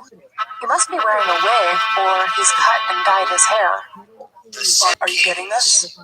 Christian puts the phone down on his desk and switches to hands-free. You seem to have studied your ex-boss in some detail, Mrs. Gray. He murmurs, sounding none too pleased. I scowl at him, but I'm saved by Barney. Yes, sir. I heard Mrs. Gray. I'm running face recognition on all the digitized CCTV footage right now. See where else this asshole... I'm sorry, ma'am. This man has been within the organization. I glance anxiously at Christian, who ignores Barney's expletive. He's studying the CCTV picture closely. Why would he do this? I ask Christian. He shrugs. Revenge, perhaps. I don't know. You can't fathom why some people behave the way they do. I'm just angry that you ever worked so closely with him. Christian's mouth presses into a hard, thin line, and he encircles my waist with his arm. We have the contents of his hard drive too, sir. Barney adds. Yes, I remember. Do you have an address for Mr. Hyde? Christian says sharply. Yes, sir, I do. Alert Welch. Sure will. I'm also going to scan the city CCTV and see if I can track his movements. Check what vehicle he owns. Sir, Barney can do all this? I whisper. Christian nods and gives me a smug smile. What was on his hard drive? I whisper. Christian's face hardens. Nothing much, he says, tight-lipped, his smile forgotten. Tell me. No. Was it about you or me? He sighs. What sort of things? About your lifestyle? Christian shakes his head and puts his index finger against my lips to silence me. I scowl at him, but he narrows his eyes, and it's a clear warning that I should hold my tongue. It's a 2006 Camaro. I'll send the license details to Welch, too. Barney says excitedly from the phone. Good. Let me know where else that fucker has been in my building. And check his image against the one from his SIP personnel file. Christian gazes at me skeptically. I want to be sure we have a match. Already done, sir. And Mrs. Gray is correct. This is Jack Hyde. I grin. See, I can be useful. Christian rubs his hand down my back. Well done, Mrs. Gray. He smiles, his earlier rancor forgotten. To Barney, he says, let me know when you track all his movements at HQ. Also, check out any other GEH property he may have had access to, and let the security teams know so they can make another sweep of all those buildings. However, Sir. the complexity of his Thanks, methods, Barney. such as the Christian rape of hangs the up. Sabine women, Well, does not correlate Mrs. with our Gray, modern it concept seems that you of are not decent only morality. decorative, but useful too. So if the Romans throughout Christian's their eyes existence light up with wanted to wicked source amusement. Romulus as their I know founding he's father, teasing. then he Decorative, could be equally I celebrated scoff, as a saviour teasing him of a back. suppressed minority and the He says political hero quietly, pressing a soft, ruler of sweet outlaws kiss and on my outlook of lips. scum You're much society more decorative who than I am, stooped to Mr. any Gray. low level to make his He fortune. grins and It is kisses me this more forcefully, complexity that winding allows my braid people around to his wrist. liberate When we come up for air, my heart is racing. justifiably. Hungry? He asks. No, I am. What for? Well, Pompilius, food, the actually. second king of Rome, I'll make you something. I giggle. who was a I Sabine love that man, sound. was elected Of by me the Roman offering you Senate food? to be You're the giggling. next king after an He interregnum kisses my hair, following the then I death stand. of Romulus. So, what would Numa you like to eat, Pompilius sir? was described I as ask much more sweetly. of a placid He ruler narrows his eyes. than Romulus Are before you him. being cute, However, Mrs. Gray? this is where we can Always, maybe pick Mr. holes Gray. in the Roman Sir. kingdom story. Numa He smiles a supposedly sphinx-like learned smile. philosophy I can from still put you over my Pythagoras. knee. Now, He we learned murmurs of seductively. Pythagoras in episode I know. 16 about I grin. classical Greek Placing my culture. hands on the arms of his office chair, He was alive. I lean down and kiss things I love about you. However, But our still, Roman you're stories of that hungry. century with Numa He becoming smiles the his shy Roman smile, king towards and the my end heart of the clenches. 8th Oh, century Mrs. BC. Gray, So it is what am I impossible going for to do Numa with you? to have been taught by You're going to Pythagoras answer when my Numa question. was living What would you in a like to completely eat? different century. Something light. Numa is Surprise also me. attributed He as says, the man who mirroring my invented words from the January playroom earlier. and February. I'll see what I can do. At the front of I the sashay Roman out of his study and 10-month into the calendar. kitchen. My heart February sinks when I see is Mrs. named Jones after is the there. instruments of purification. Hello, Mrs. Jones. February Mrs. used Gray, at the are Roman you ready for festival something to eat? Lupercalia. She January is stirring was something named in a pot after on the Roman stove god that of smells time, delicious. Janus. I Livy was tells us going that to make Numa subs for Pompilius Mr. was the Gray man and me. who built She the pauses for a Temple of heartbeat. Janus. Sure, So the legacy she of Numa says. Pompilius Mr. Gray is likes that French bread. pious There are some in king. the freezer cut to sub-length. Numa I'd may be have happy to lived make to it for be you, ma'am. around 80 years I old know, before but I'd like passing to do away this. in the 670s I understand. I'll give you some room. What are you cooking? This is a bolognese sauce. It can be eaten Tullus anytime. I'll freeze it. Hostilius, She smiled down. kingdom elected Tullus So, Hostilius, when Numa sub, Pompilius. I frown, struck In the by what story I've of just Romulus said. and Remus, Does the Mrs. two Jones brothers understand the fought to inference? reinstate their grandfather Mrs. Gray, as the king you could put of just Alba about Longa. anything in a sandwich, and as During long as it's the on reign French of bread, Tullus you'll eat it. Hostilius, Alba We Longa grin at each was other. destroyed. Okay, We thank can't you. be sure exactly I how skip it to the was freezer destroyed and find by the French whom. bread, cut to size It's in possible Ziploc that it bags. was the I Romans, place 2 of them but on a it plate, could also pop have them in the been microwave, the and set Latins. it to defrost. If Rome Mrs. was Jones has product disappeared. of the kingdom of I Alba frown as I Longa, return then to this the could fridge to support search the for point of view ingredients. that Roman I destruction of suppose it will Alba be up to Longa me to set was the somewhat parameters by which Mrs. Jones and impious. I will work together. However, there I is the like the story idea of of an cooking for important Christian on the battle weekends. between an Mrs. Alba Jones is family more than welcome to and do it a during the week. Roman family The last thing during I'll this want to do period, when I which come could home have from been work is cook. related to this A conclusive bit like event. Christian's routine with his However, it is submissives. also stated that I the shake my invasion head. of Alba Longa I mustn't migrated overthink to this. Rome, resulting I find in a some ham in the significant fridge, and in expansion the of the crisper, city. a perfectly ripe avocado.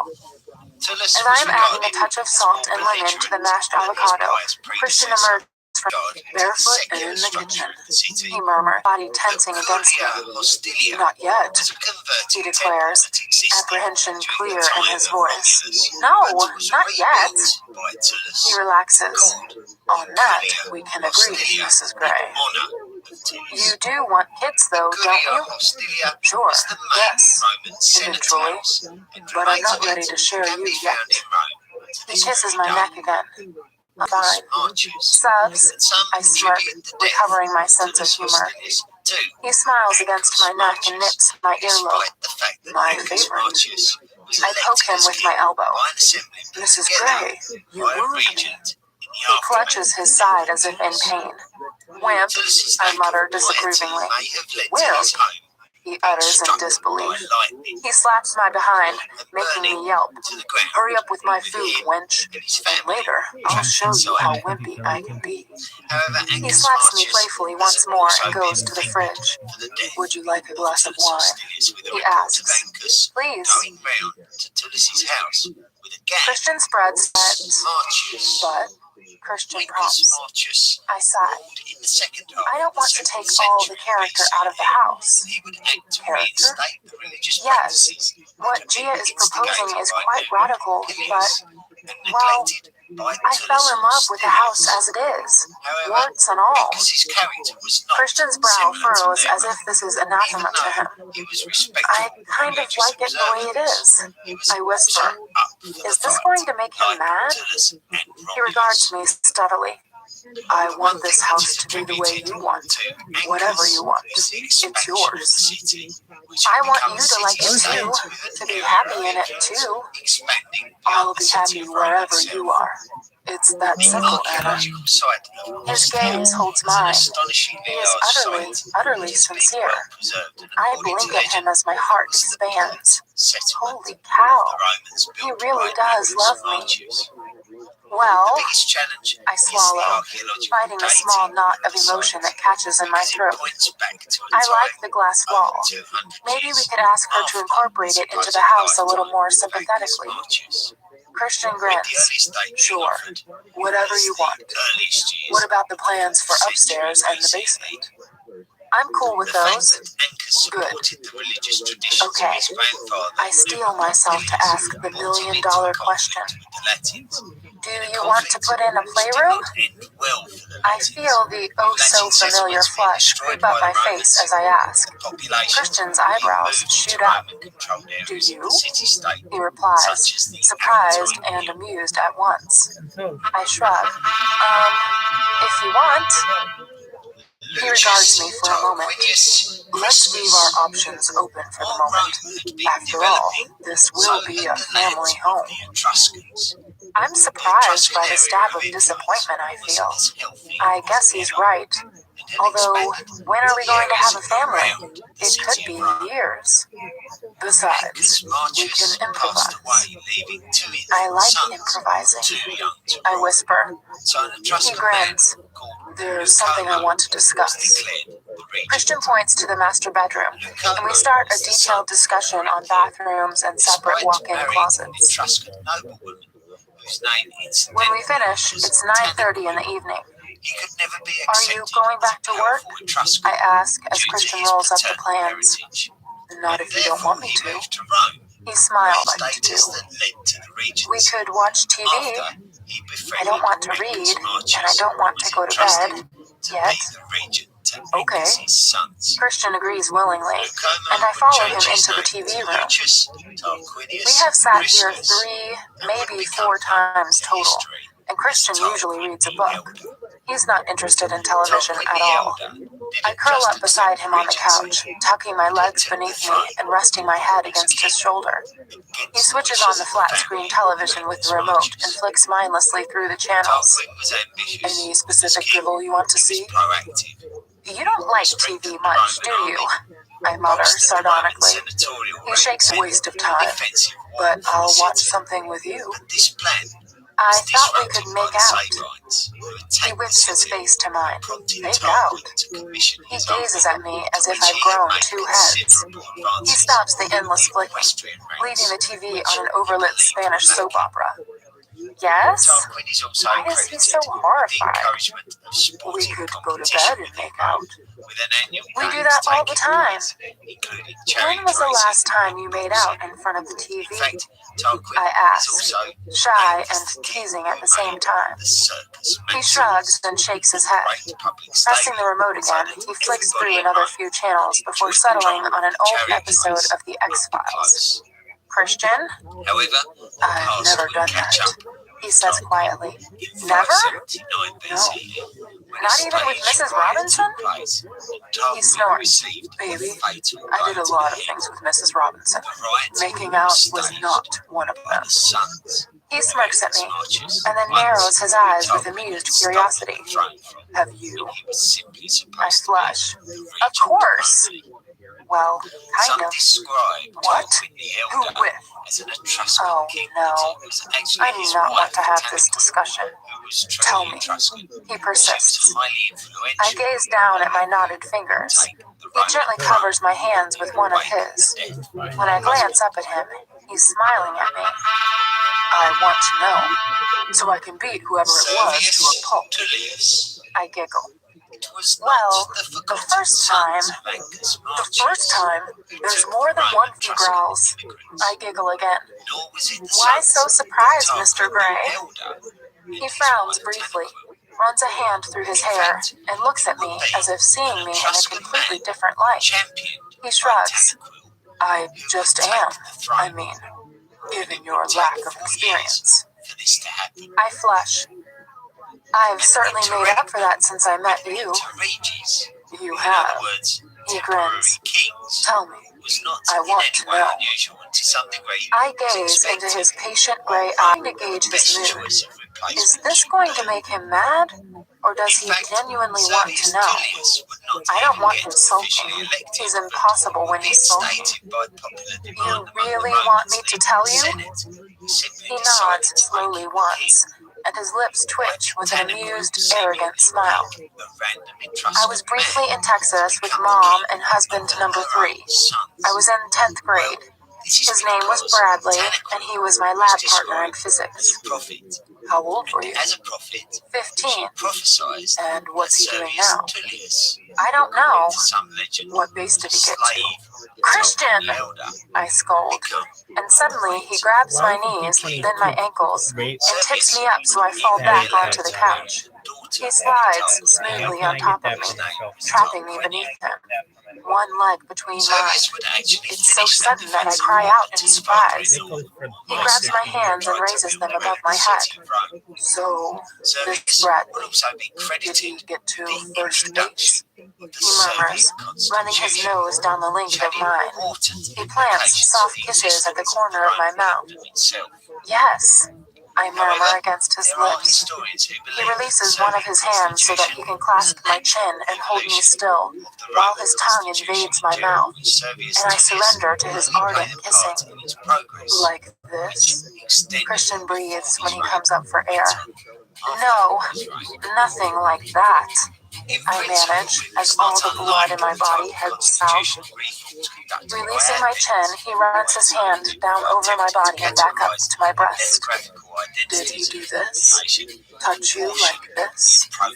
His thumb skims over my nipple, through my camisole, softly, repeatedly, and it hardens under his expert touch.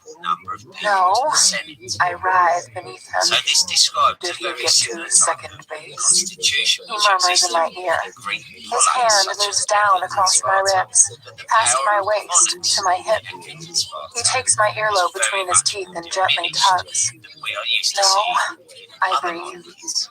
This Mulder proved to blurts be from the television something about the FBI's most unwanted. However, Christian the pauses, power of leans up, voting and presses was mute still on the remote. heavily weighted He towards gazes its down at me. aristocratic or wealthy What about Joe classes, Schmo number while 2? the poorer classes Did he had make it less past second base? influence.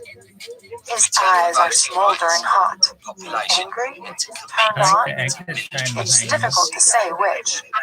He shifts to my side and slides his hand beneath my sweatpants. Lucius No, Tarquinius I whisper, Superbus. trapped in his carnal gaze. Servius Christian Tullius smiles had an wickedly. enemy from within, Good. and he was His likely hand to be cups a my direct sex. descendant No of underwear, Tarquin the Mrs. Elder. Gray. I His name approve. was Lucius He kisses me again Tarquinius as his fingers Superbus. weave more magic, his Known to thumb history skimming as over my Tarquin clitoris, the Proud, tantalizing he me is thought to as he have pushes been his index responsible finger for the inside death me of with his exquisite first wife slowness. and husband, We're supposed to be second making out, on I his groan. ascent to power. Christian stills. He usurped I thought the we throne were. of Rome No, by murdering no sex. Servius What? Tullius at the No beginning sex. of a reign of No terror. sex, huh? Tarquin the He Proud withdraws was his hand from my responsible for the sweatpants. execution Here. of a number of He Roman traces my senators, lips with his index while finger, Tarquin attempted and I to taste rule my... Rome He pushes his finger into my mouth. mirroring what he was doing a moment earlier. Then he shifts so he's between my legs, and his erection pushes against me. He thrusts once, twice, and again. I gasp as the material of my sweatpants rubs and he pushes once more, grinding into me. This what you want? He murmurs, and moves his hips rhythmically, rocking against me. Yes, I moan. His hand moves back to concentrate on my nipple once more, and his teeth scrape along my jaw. Do you know how hot you are, Anna? His voice is hoarse as he rocks harder against me. I open my mouth to articulate a response and fail miserably, groaning loudly. He captures my mouth once more, tugging at my bottom lip before plunging his tongue into my mouth again. He releases my other wrist, and my hands travel greedily up his shoulders and into his. When I pull on his hair, he groans and raises his eyes to mine. Ah, do you like me touching you? I whisper. His brow furrows briefly, as if he doesn't understand the question. He stops grinding against me. Of course I do. I love you touching me, Anna. I'm like a starving man that opens to your touch. His voice hums with passionate sincerity. Holy cow. He kneels between my legs and drags me up to haul off my top. I'm naked beneath it. Grabbing the hem of his shirt, he yanks it over his head and tosses it on the floor, then pulls me onto his kneeling lap. His arms clasped just above my behind. Touch me, he breathes. Oh my. Tentatively, I reach up and brush the tips of my fingers through the smattering of chest hair over his sternum, over his burn scars. He inhales sharply and his pupils dilate, but it's not with fear. It's a sensual response to my touch. He watches me intently as my fingers float delicately over his skin, first to one nipple and then the other. They pucker beneath my caress. Leaning forward, I plant soft kisses on his chest, and he murmurs, and it's a green light to my libido. My fingers move into his hair, pulling his head back so I can claim his mouth, fire licking hot and high in my belly. He groans and pushes me back onto the couch. He sits up and rips off my sweatpants, undoing his fly at the same time. I love you, Mrs. Gray, he murmurs. And very slowly, very gently, he may come apart at the seams, calling his name and wrapping myself around him, never wanting to let him go. I lay sprawled on his chest. We're on the floor of the TV room. You know, we completely bypassed third base. My fingers trace the line of his pectoral muscles. He laughs. Next time. He kisses the top of my head. I watched that show? Oh, Christian's a kid. Kickboxing and the X-Files and no touching. You? He asks. Before my time. You young. Christian smiles fondly. I like making out with you, Mrs. Gray. Likewise, Mr. Gray. I kiss his chest, and we lie silently watching as the X-Files finish and the commercials come on. It's been a heavenly 3 weeks. Car chases and fires and psycho ex-bosses notwithstanding. Like being in our own private bubble, I muttered dreamily. Christian hums deep in his throat. I'm not sure I'm ready to share you with the rest of the world yet. Back to reality tomorrow, I murmur, trying to keep the melancholy from my voice. Christian sighs and runs his other good, I promise. Which reminds me, I shift, propping myself up on my elbows to see him better. Why were you shouting at Sawyer? He stiffens immediately. Oh, shit. Because we were falling. That wasn't Sawyer's fault. He gazes at me levelly. Now, They if you should can't never have let you get so far in front. They know that. That's absolutely fine. I blush We totally guiltily and understand. resume. We should have This is not known. up for discussion, Anastasia. It's a Well, I fact, would and ask they you won't let it happen again. to contribute. You still can. Anastasia? You can rate I am Anastasia when I'm in trouble, just like at home that with my always mother. helps. That Okay, push us I out mutter, to placating him. make I look up a couple again. of changes to the One with their hair tied back, now, but it was a brief not look. necessarily on the He assumed content it was a of woman. the publishing, Now, given that you've nature in identified which we that fucker, publish it, so maybe it was him. we He may wore not his hair like that. have all episodes The disgust in available Christian's on voice is palpable. platforms. I don't know what to make of this news. If you're Christian runs his concerned in hand any down my way naked about back, the distracting me. changes, if they've If affected you in anything a happened negative to way, you, I'm very interested he in murmurs, hearing about it. his I'm always eyes interested wide and in hearing serious. your I views know, about anything, I whisper. to be quite honest with I you, feel the same especially about if you're having you. any issues. I shiver at the Because thought.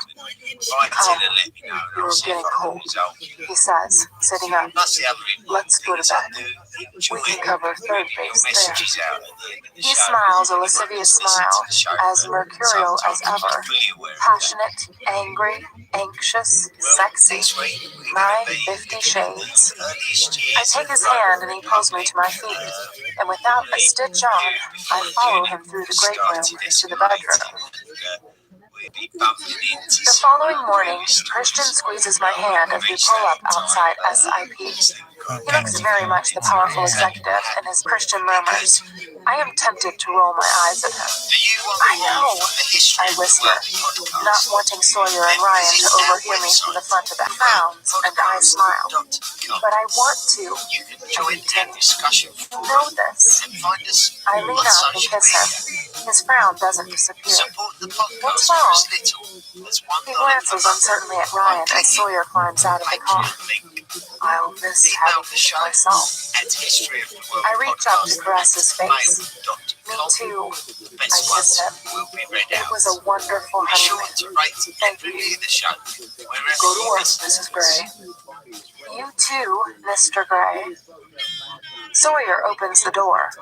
I squeeze Christian's hand once more before I climb out onto the sidewalk. As I head into the building, I give him a little wave. Sawyer holds open the door and follows me in. Hi, Anna. Claire smiles from behind the reception desk. Claire, hello. I smile back. You look wonderful. Good honeymoon? The best. Thank you. How's it been here? Old Man Roach is the same, but security has been stepped up and our server room is being overhauled. But Hannah will tell you. Sure she will. I give Claire a friendly smile and head to my office. Hannah is my assistant.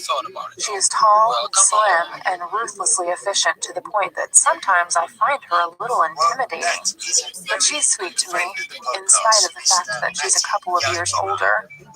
She has my latte waiting, the only coffee I let her get for me. Strongly recommended. Hi, Hannah, I say warmly. Anna, how was your honeymoon? Fantastic. Here, for you. I pop the small bottle of perfume I bought for her onto her desk, and she claps her hands with glee. Oh, thank you, she says enthusiastically. You're listening to Volume 3. Your urgent correspondence is on your desk, and Roach would like to see you at 10. That's all I have to report for now. Good, thank you, and thanks for the coffee. Wandering into my office, I rest my briefcase on my desk and gaze at the piled up letters. I have a lot to do. Just before 10, there's a timid tap on my door. Come in. Elizabeth looks around the door. Hi, Anna. I just wanted to say welcome back. Hey, I have to say, reading through all this correspondence, I wish I was back in the south of France. Elizabeth laughs, but her laughter is off, forced, and I cock my head to one side and gaze at her like Christian does to me. Glad you're back safely, she says. I'll see you in a few minutes at the meeting with Rabbi. Okay, I murmur, and she shuts the door behind her. I frown at the closed door. What was that about? I shrug it off. My email pings. It's a message from Christian.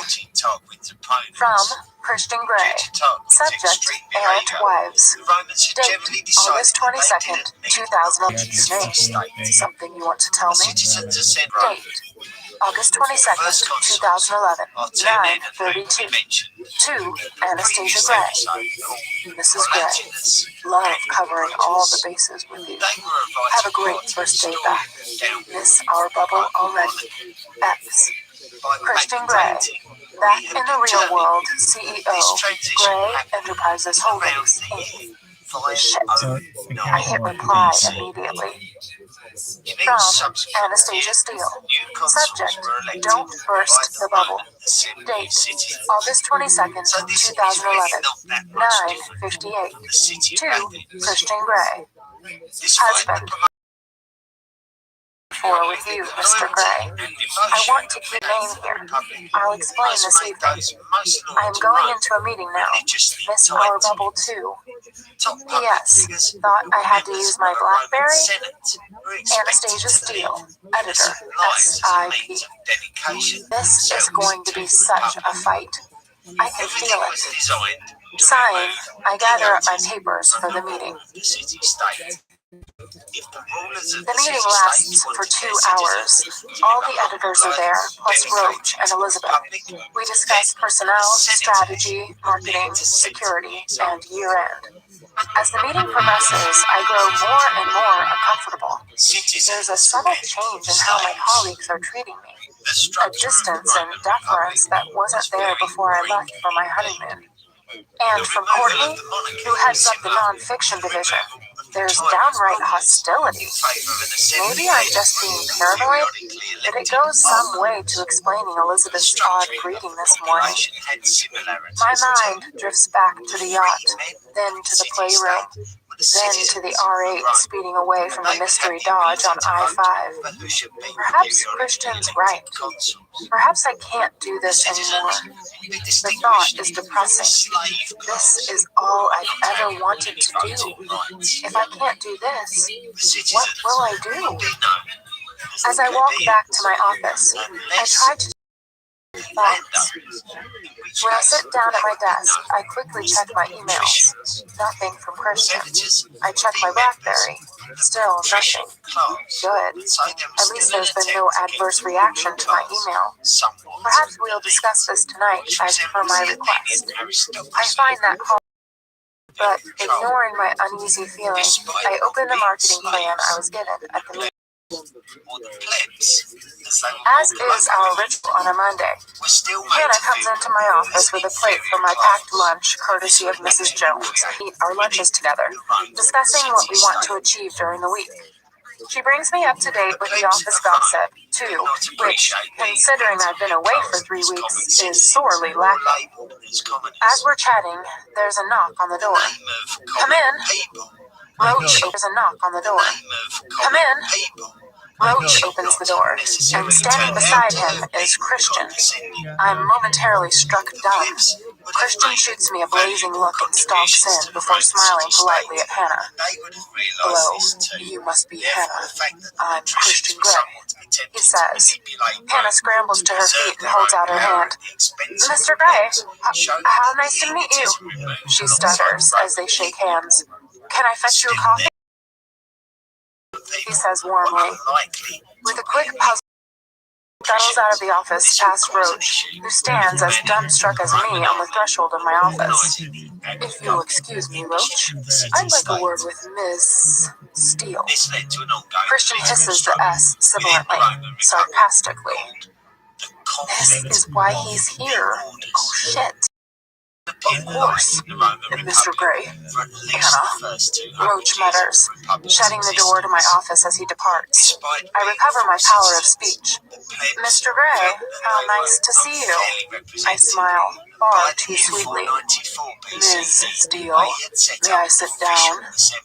It's your company. I wave at the chair Hannah vacated. Yes, it is. He smiles wolfishly at me, the smile not reaching his eyes. His tone is clipped. He's bristling with tension. all around me. Buck, my heart sinks. Your office is very small, he says, as he sits down facing my desk. It suits me. He regards me neutrally, but I know he's mad. I take a deep breath. This is not going to be fun.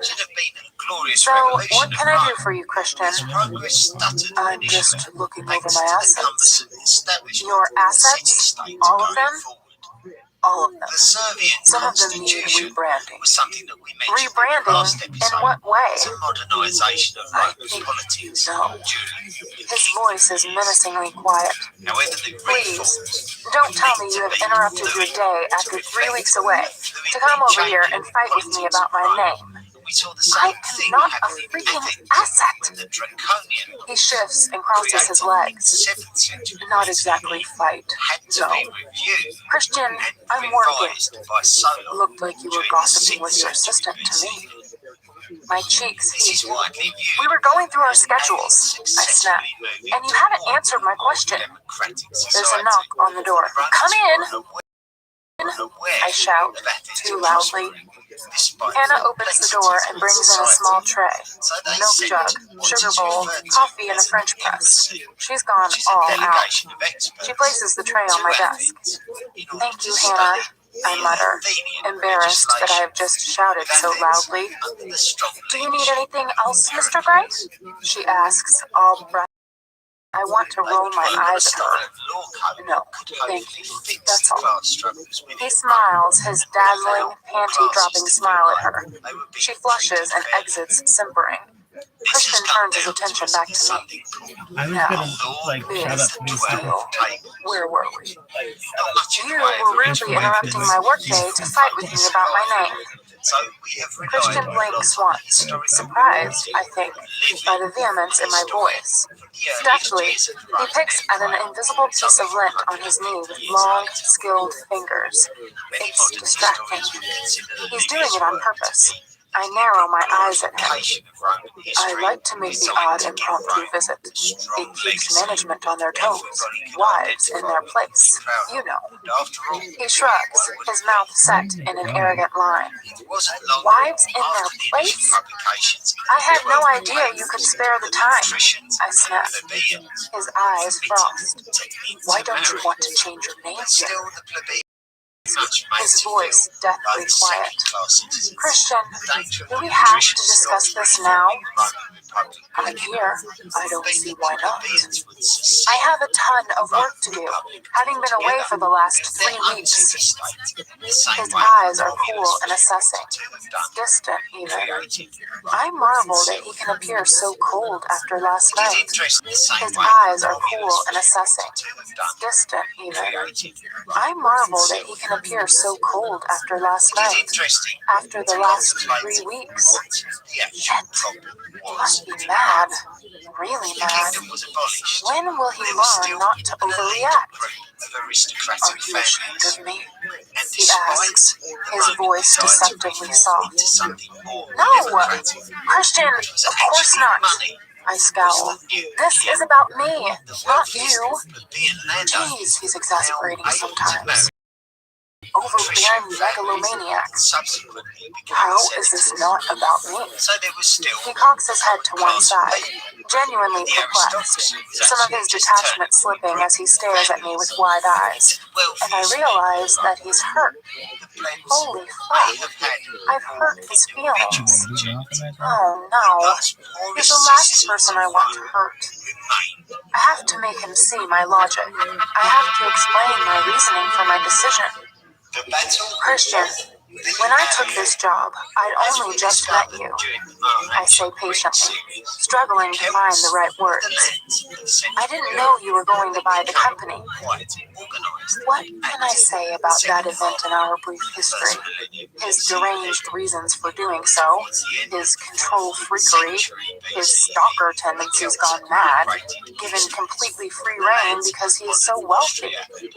I know he wants to keep me safe, but it's his ownership of SIP that is the fundamental problem here. If he'd never interfered, I could continue as Norla and not have to face the disgruntled and whispered recriminations of my colleagues. I put my head in my hands just to break eye contact with her. Why is it so important to you? I ask, desperately trying to hold on to my fraying temper. I look up at his impassive stare, his eyes luminous, giving nothing away. His earlier hurt now hidden. But even as I ask the question, deep down I know the answer before he says it. I want everyone to know that you're mine. I am yours. Look. I hold up my left hand, showing my wedding and engagement rings. It's not enough. Not enough that I married you? My voice is barely a whisper. He blinks, registering the horror on my face. From here. What else can I do? That's he snaps, and runs a hand through his overlong hair so that it flops onto his forehead. What do you mean? He swallows. I want your world to begin and end with me, he says, his expression raw. His comment completely derails me. It's like he's punched me hard in the stomach, winding and wounding me. And a vision comes to mind of a small, frightened boy in dirty, mismatched, ill-fitting clothes. It does, I say without guile, because it's the truth. I'm just trying to establish a career, and I don't want to trade on your name. I have to do something, Christian. I can't stay imprisoned at a Scala or the new house with nothing to do. I'll go crazy. I'll suffocate. I've always worked, and I enjoy this. This is my dream job. It's all I've ever wanted. But doing this doesn't mean I love you less. You are the world to me. My throat swells and tears prick the backs of my eyes. I must not cry. Not here. I repeat it over and over in my head. I must not cry. I must not cry. He stares at me, saying nothing. Then a frown crosses his face as if he's considering what I've said. I suffocate you? His voice is bleak, and it's an echo of a question he's asked me before. No. Yes. No. This is such an exasperating conversation. Not one that I want to have now. Here. I close my eyes and rub my forehead, trying to fathom how we got to this. Look. We were talking about my name. I want to keep my name here because I want to put some distance between you and me. But only here. That's all. You know, everyone thinks I got the job because of you, when the reality is... I stop when his eyes widen. Oh no. Is it because of him? Do you want to know why you got the job, Anastasia? Anastasia? Shit. What? What do you mean? He shifts in his chair as if stealing himself. Do I want to know? The management here gave you Hyde's job to babysit. They didn't want the expense of hiring a senior executive when the company was mid-sale. They had no idea what the new owner would do with it once it passed into his ownership. And, wisely, they didn't want an expensive redundancy, so they gave you Hyde's job to caretake until the new owner. He pauses, and his lips twitch in an ironic smile, namely me, took over. Holy crap! What are you saying? So it was because of him. Fuck! I'm horrified. He smiles and shakes his head at my alarm. Relax. You've more than risen to the challenge. You've done very well. There's the tiniest hint of pride in his voice, and it's almost my undoing. Oh, I murmur incoherently, reeling from this news. I sit right back in my chair, open-mouthed, staring at him. He shifts again. I don't want to suffocate you, Anna. I don't want to put you in a gilded cage. Well, he pauses, his face darkening. Well, the rational part of me doesn't. He strokes his chin thoughtfully as his mind concocts some plan. Oh, where is he going with this? Christian looks up suddenly as if he's had a eureka moment. So, one of the reasons I'm here, apart from dealing with my errant wife, he says, narrowing his eyes, is to discuss what I'm going to do with this company. Errant wife? I am not errant, and I am not an asset. I scowl at Christian again, and the threat of tears subsides. So, what are your plans? I incline my head to one side, mirroring him, and I can't help my sarcastic tone. His lips twitch with the hint of a smile. Whoa, change of mood, again. How can I ever keep up with Mr. Mercurial?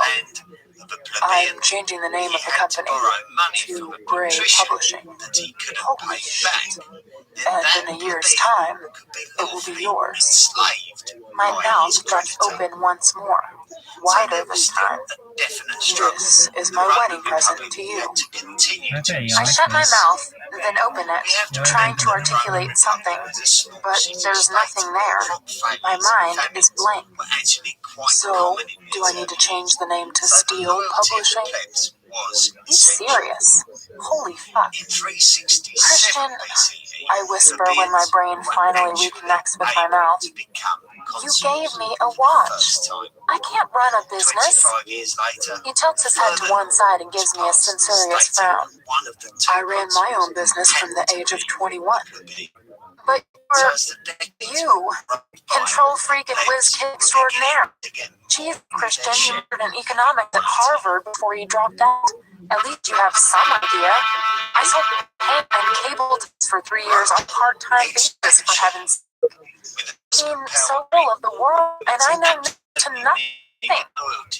My voice rises, growing louder and higher as I complete my tirade. You're also the most well-read person I know. He counters earnestly. You love a good book. You couldn't leave your job while we were on our honeymoon. You read how many manuscripts? 4? 5, I whisper. And you wrote full reports on all of them. You're a very bright woman, Anastasia. I'm sure you'll manage. Are you crazy?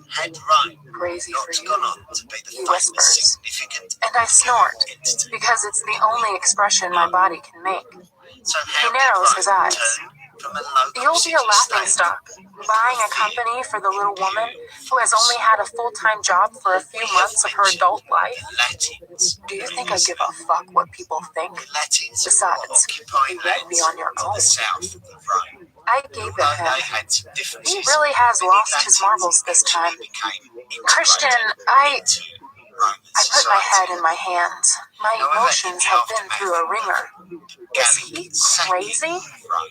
And from somewhere dark and deep inside, I have this sudden, inappropriate need to laugh. When I look up at him again, his eyes widen. Something amusing you, Miss Steele? Yes, you. His eyes widen further. Shocked, amusing you, Miss Steele? Yes, you.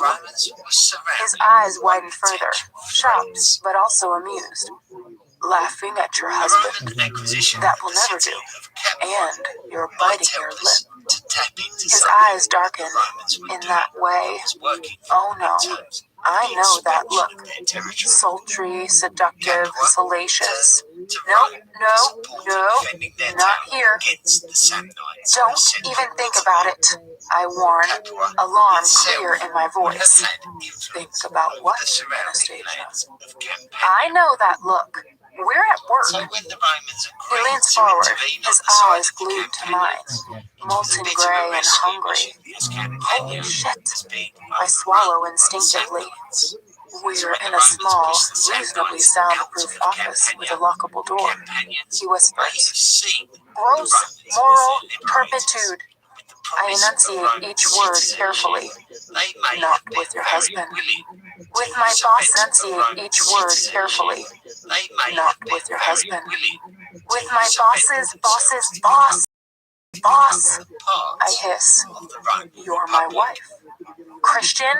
No, I mean it. You can fuck me 7 shades of Sunday this evening, but not now. Not here. He He blinks and narrows his eyes once more. Then, unexpectedly, he laughs. 7 Shades of Sunday? He arches an eyebrow, intrigued. He arches an eyebrow, intrigued. I may hold you to that, Miss Steele. Oh, stop with the Miss Steele! I snap and thump the desk, startling us both. For heaven's sake, Christian, if it means to you, I'll change my name. His mouth pops open as he inhales sharply, and then he grins. A radiant, all teeth showing, joyous grin. Wow. He claps his hands and all of a sudden, he stands. What now? Mission accomplished. Now, I have work to do. If you'll excuse me, Mrs. Gray. Ah, this man is so maddening. But what, Mrs. Gray? I sag. Just go. I intend to. I'll see you this evening. I'm looking forward to 7 Shades of Sunday. I scowl. Oh, and I have a stack of business-related social engagements coming up, and I'd like you to accompany me. I gape at him.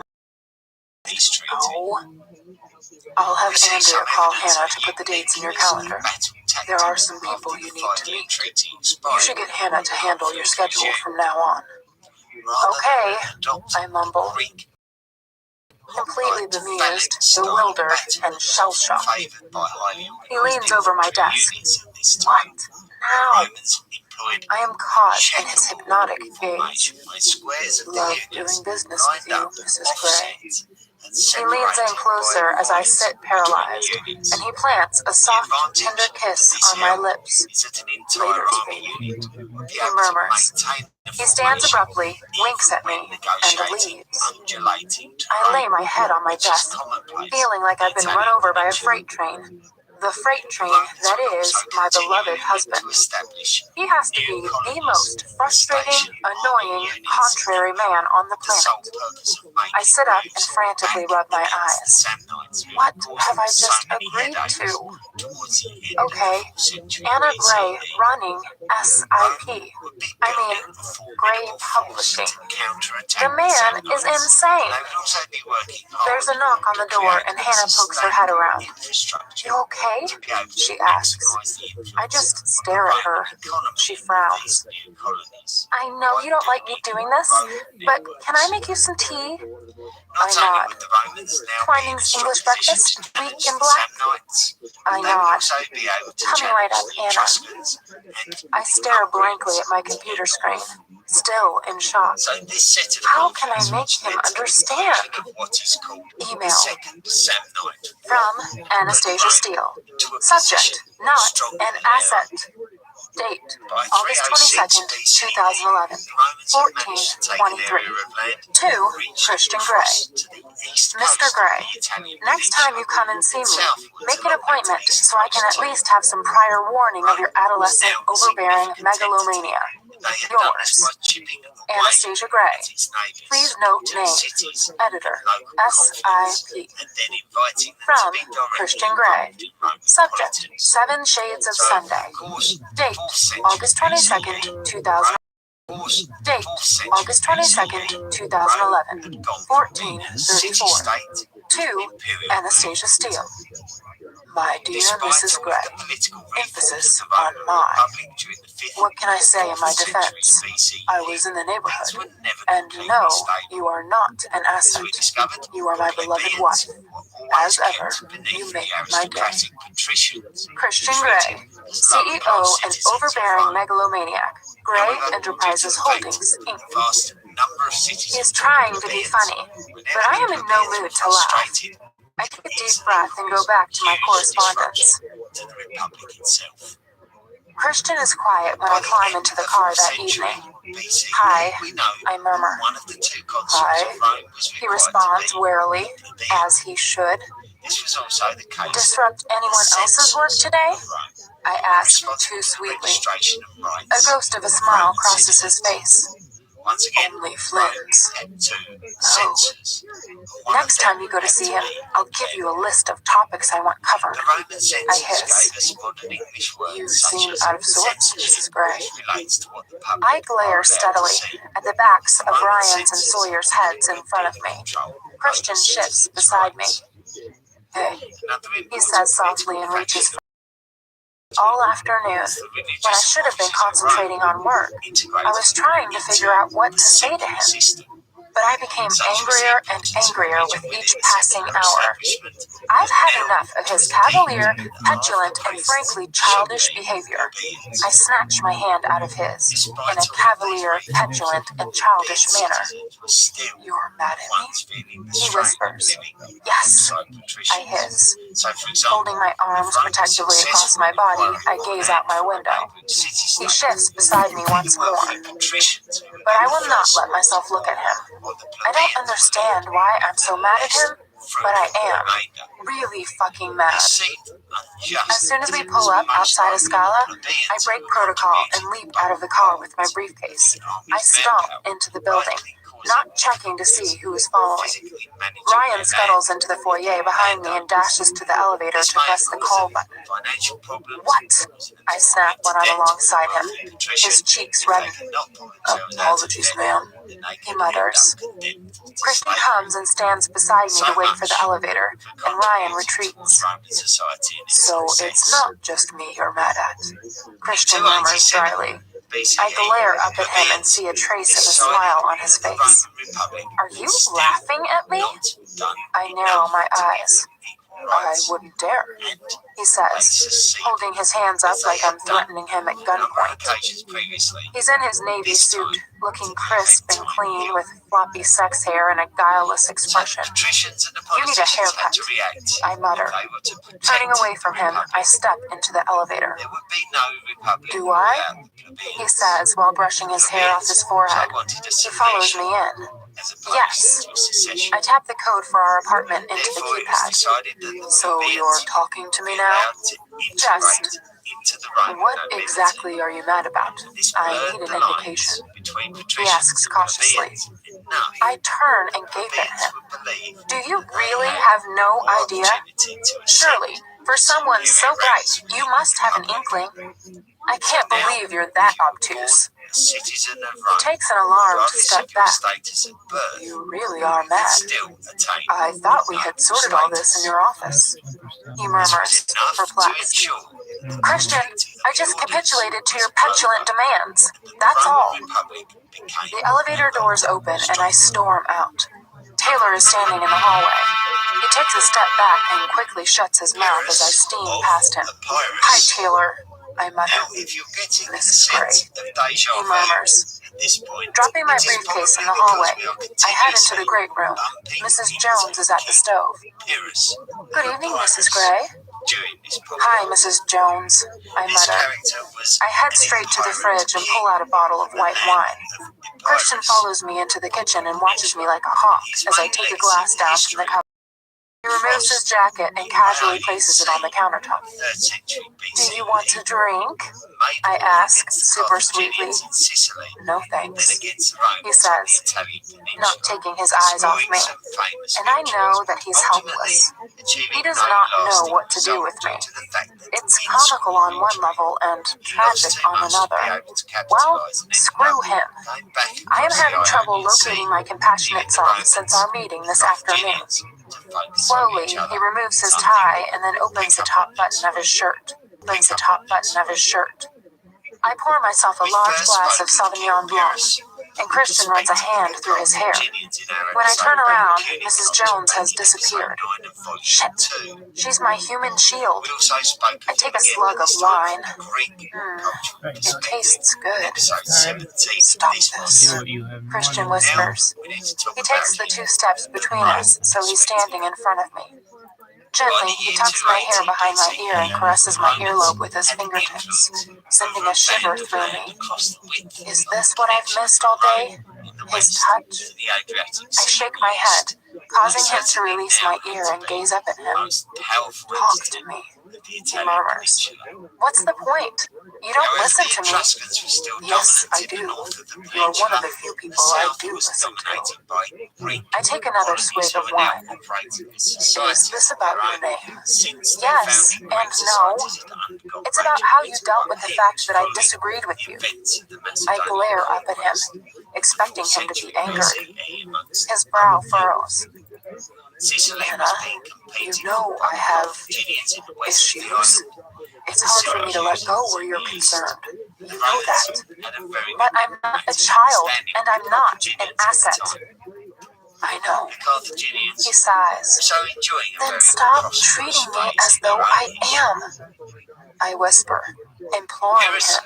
crossed the He brushes the Ionian backs Sea, of his fingers down my cheek and runs the tip of his thumb across my in the bottom lip. south of the Italian Don't be peninsula. mad.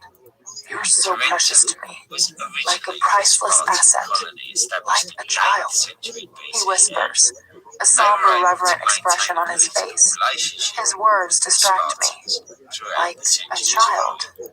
Precious like a Tarentum child. had A watched child would be nervously precious as the to him. Romans increased their influence in the I'm middle of the neither of peninsula, those things, Christian. especially at the I'm expense your of wife. the Samnites, If you were hurt who that were I a wasn't highly going to take respected your name, buffer between you should have Rome said. and the south. Heard. He Some of the frowns Greek deeply, colonies of the south and I were know now that he's approaching exploring the Rome, possibility in his mind. possibly in a He similar way straightens to how suddenly, the still Campanians frowning, had done in the and previous glances quickly at century. his wristwatch.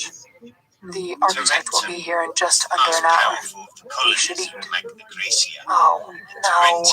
Was I not groan happy inwardly. that Rome was He hasn't becoming answered me, involved and in now the affairs I have to of deal with Magna Gia Graecia. Matteo. My shitty day Rome just got continued shittier. its I involvement scowl at in the Christian. affairs of Magna Graecia This when the discussion Roman isn't navy finished, I entered mutter. the Gulf of What else is there to Taranto. discuss? The You Tarentines could sell the attacked company. them, Christian leading to a snorts. declaration Sell of it? war. Yes. This You is think when I'd find a Pyrrhus buyer in was today's market? invited to Tarentum. How much did it cost you? It was The relatively pirates cheap.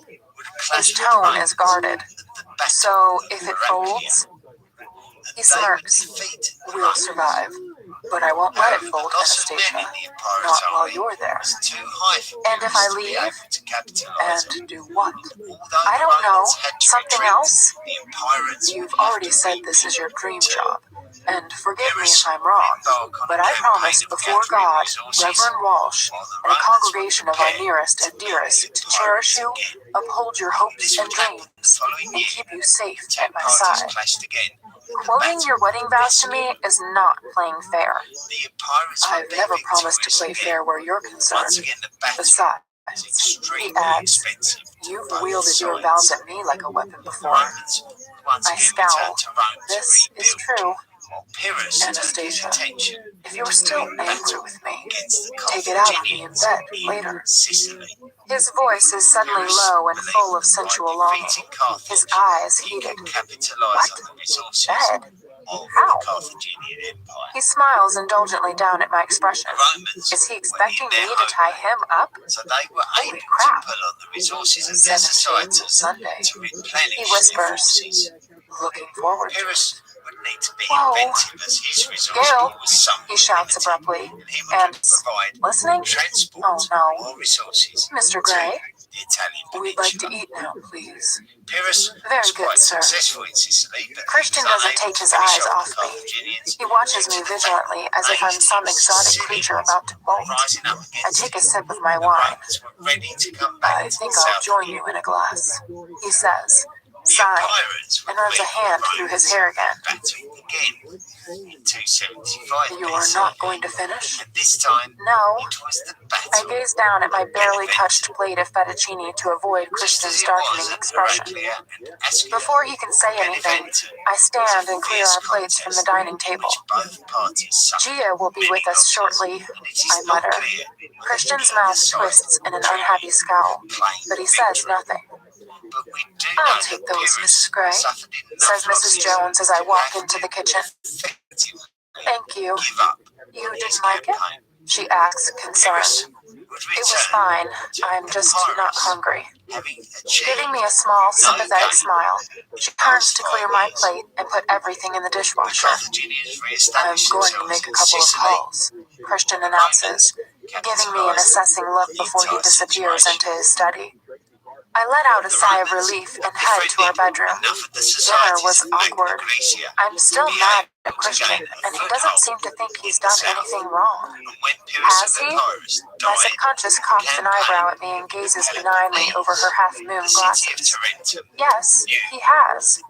He's made it even more awkward for me at work. He didn't wait to discuss this issue with me when we were in the relative privacy of our own home. How would he feel if I came barging into his office, laying down the law? And to cap it all, he wants to give me SIP. How the hell could I run a company? I know next to nothing about business. I gaze out at the Seattle skyline bathed in the pearly pink light of dusk. And, as usual, he wants to solve our differences in the bedroom, foyer, playroom, TV room, kitchen countertop. Stop! It always comes back to sex with him. Sex is his coping mechanism. I wander into the bathroom and scowl at my reflection in the mirror. Coming back to the real world is hard. Coming back to the real world is hard.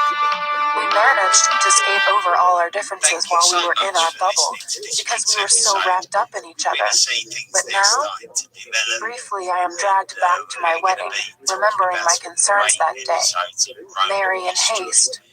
No, I mustn't think like this. I knew he was 50 Shades when I married him. I just have to hang in there and try to talk this through with him. I squint at myself in the mirror. I look pale, and now I have that woman to deal with. I'm wearing my gray pencil skirt and a sleeveless blouse. Right. My inner goddess gets out her harlot red nail polish. I undo 2 buttons, exposing a little cleavage. I wash my face, then carefully redo my makeup, applying more mascara than usual, and putting extra gloss on my lips. Bending down, I brush my hair vigorously from root to tip. When I stand, my hair is a chestnut haze around me that tumbles to my breasts. I tuck it artfully behind my ears and go in search of my pumps rather than my flaps. When I re-emerge into the great room, Christian has the house plan spread out on the dining table. He has music playing through the sound system. It stops me in my tracks. Mrs. Gray, he says warmly, then looks quizzically at me. What's this? I ask. The music is stunning. Beauré's Requiem. You look different, he says, distracted. Oh, I've not heard it before. It's very calming, relaxing, he says, and raises an eyebrow. Have you done something to your hair? Brushed it, I mutter. I'm transported by the haunting voices. Abandoning the plans on the table, he walks toward me, a slow saunter in time to the music. Dance with me, he murmurs. To this? It's a requiem, I squeak, shocked. Yes. He pulls me into his arms and holds me, burying his nose in my hair and swaying gently from side to side. He smells his heavenly self. Oh, I've missed him. I wrap my arms around him and fight the urge to cry. Why are you so infuriating? I hate fighting with you, he whispers. Well, stop being such an arse. He chuckles and the captivating sound reverberates through his chest. He tightens his hold on me. Arse? Ass. I prefer arse. You should. It suits you. He laughs once more and kisses the top of my head. A requiem? I murmur, a little shocked that we are dancing to it. He shrugs. It's just a lovely piece of music, Anna. Taylor coughs discreetly in the entranceway, and Christian releases me. Miss Mateo is here, he says. Oh, joy. Show her in, Christian says.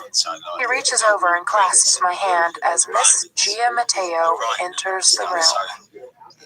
When we look back at history, Chapter 8. Especially in this period, we find that the Greeks and Romans Gia Mateo is a good-looking woman, a tall, good-looking woman. She wears her short, salon blonde, perfectly layered and coiffed hair like a sophisticated crown. She's dressed in a pale gray pantsuit. The slacks and fitted jacket hug her lush curves. Her clothes look expensive. At the base of her throat, a solitary diamond glints, matching the single-carat studs in her ears. She's well-groomed, one of those women who grew up with money and breeding, though her breeding seems to be lacking this evening. Her pale blue blouse is undone too far. Like mine, I flush. Christian, Anna, she beams, showing perfect white teeth, and holds out a manicured hand to shake first Christian's, then my hand. It means I have to release Christian's hand to reciprocate. She's a fraction shorter than Christian, but then she's in killer heels. Gia, Christian says politely. I smile coolly. You both look so well after your honeymoon, she says smoothly, her brown eyes gazing at Christian through long mascaraed lashes. Christian puts his arm around me, holding me close. We had a wonderful time. Thank you. He brushes his lips against my temple, taking me by surprise. See? He's mine. Annoying, infuriating even, but mine. I grin. Right now, I really love you, Christian Grey. I slip my hand around his waist, then into his rear pocket of his pants and squeeze his behind. Gia gives us a thin smile. Have you managed to look over the plans? We have, I murmur. I gaze up at Christian, who grins down at me, one eyebrow raised in wry amusement. Amused at what? My reaction to Gia or my squeezing his butt? Please, Christian says. The plans are here. He gestures toward the dining table. Taking my hand, he leads me to it, Gia following in our wake. I finally remember my manners. Would you like something to drink? I ask. A glass of wine? That would be lovely, Gia says. Dry white if you have it. Shit, Sauvignon Blanc. It's a dry white, isn't it? Reluctantly leaving my husband's side, I head over to the kitchen. I hear the iPod hiss as Christian switches off the music. Would you like some more wine, Christian? I call. Please, baby. He croons, grinning at me. Wow, you can be so swoon-worthy at times, yet so aggravating at others. Reaching up to open the cupboard, I'm aware his eyes are on me, and I'm gripped by the uncanny feeling that Christian and I are putting on a show, playing a game together, but this time we're on the same side, pitted against Ms. Mateo. Does he know that she's attracted to him and is being too obvious about it? It gives me a small rush of pleasure when I realize maybe he's trying to reassure me. Or maybe he's just sending a message loud and clear to this woman that he's taken. Mine. Yeah, bitch, mine. My inner goddess is wearing her gladiatrix outfit, and she's taking no prisoners. Smiling to myself, I collect 3 glasses from the cupboard, take the opened bottle of Sauvignon Blanc from the fridge, and place them all on the breakfast bar. Gia is leaning over the table while Christian stands beside her and points to something on the plans. I think Anna has some opinions on the glass wall, but generally we're both pleased with the ideas we've come up with. Oh, I'm glad, Gia gushes, obviously relieved. And as she says it, she briefly touches his arm in a small, flirty gesture. Christian stiffens immediately, but subtly. She doesn't even seem to notice. Leave him the fuck alone, lady. He doesn't like to be touched. Stepping casually aside so he's out of her reach, Christian turns to me. Thirsty here, he says. Coming right up. He is playing the game. She makes him uncomfortable. Why didn't I see that before? That's why I don't like her. He's used to how women react to him. I've seen it often enough, and usually he thinks nothing of it. Touching is something else.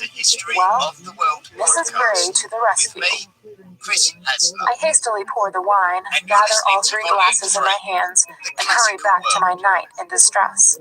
Offering a glass to Gia, I deliberately position myself between them. She smiles courteously as she accepts it. Who takes it eagerly, his expression one of amused gratitude. Cheers, Christian says to us both, but looking at me. Gia and I raise our glasses and answer in unison. I take a welcome sip of wine. Anna, you have some issues with the glass wall? Gia asks. Yes, I love it, don't get me wrong. But I was hoping that we could incorporate it more organically into the house. After all, I fell in love with the house as it was, and I don't want to make any radical changes. I see. I just want the design to be sympathetic, you know? More in keeping with the original house. I glance up at Christian, who is gazing at me thoughtfully. No major renovations, he murmurs. No, I shake my head to emphasize my point. Do you like it as it is? Mostly, yes. I always knew it just needed some TLC. Christian's eyes glow warmly. Gia glances at the pair of us, and her cheeks pink. Okay, she says. I think I get where you're coming from, Anna. How about if we retain the glass wall, but have it open out onto a larger deck that's in keeping with the Mediterranean style? We have the stone terrace there already. We can put in pillars and matching stone, widely spaced so you'll still have the view. Add a glass roof or tile it as per the rest of the house. It'll also make a sheltered al fresco dining and seating area. Got to give the woman her due. She's good. Or, instead of the deck, we could incorporate a wood color of your choice into the glass doors. That might help to keep the Mediterranean spirit. She continues. Like the bright blue shutters in the south of France, I murmur to Christian, who is watching me intently. He takes a sip of wine and shrugs, very non-committal. He doesn't like that idea, but he doesn't overrule me, shoot me down, or make me feel stupid. God, this man is a mass of contradictions. His words from yesterday come to mind. I want this house to be the way you want, whatever you want. It's yours. He wants me to be happy, happy in everything I do. Deep down, I think I know this. It's just, I stop myself. Don't think about our argument now. My subconscious glares at me. Gia is looking at Christian, waiting for him to make the decision.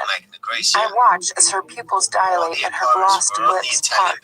Her tongue darts quickly over her top lip before she takes a sip of her wine. When I turn to Christian, he's still looking at me, not at her at all. Yes, I am going to have words with Miss Mateo.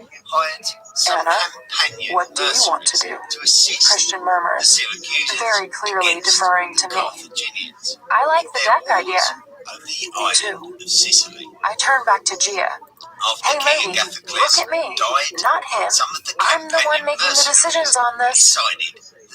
I think I'd like to see revised drawings showing the bigger deck and pillars that are in keeping with the house. Reluctantly, Gia drags her greedy eyes away from my husband and smiles down at me. Does she think I'm not going to notice? Sure, she acquiesces pleasantly. Any other issues? Other than you eye-fucking my husband? Christian wants to remodel the master suite, I murmur. There's a discreet cough from the entrance to the great room. We 3 turn as one to find Taylor standing there. Taylor? Christian asks. I need to confer with you on an urgent matter, Mr. Gray.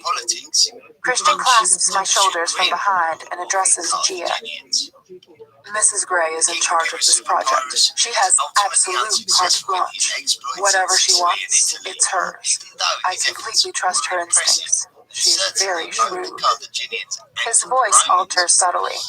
In it, I hear pride and a veiled warning. A warning to Gia? He trusts my instincts? Oh, this man's exasperating. My instincts let him run roughshod over my feelings this afternoon. I shake my head in frustration.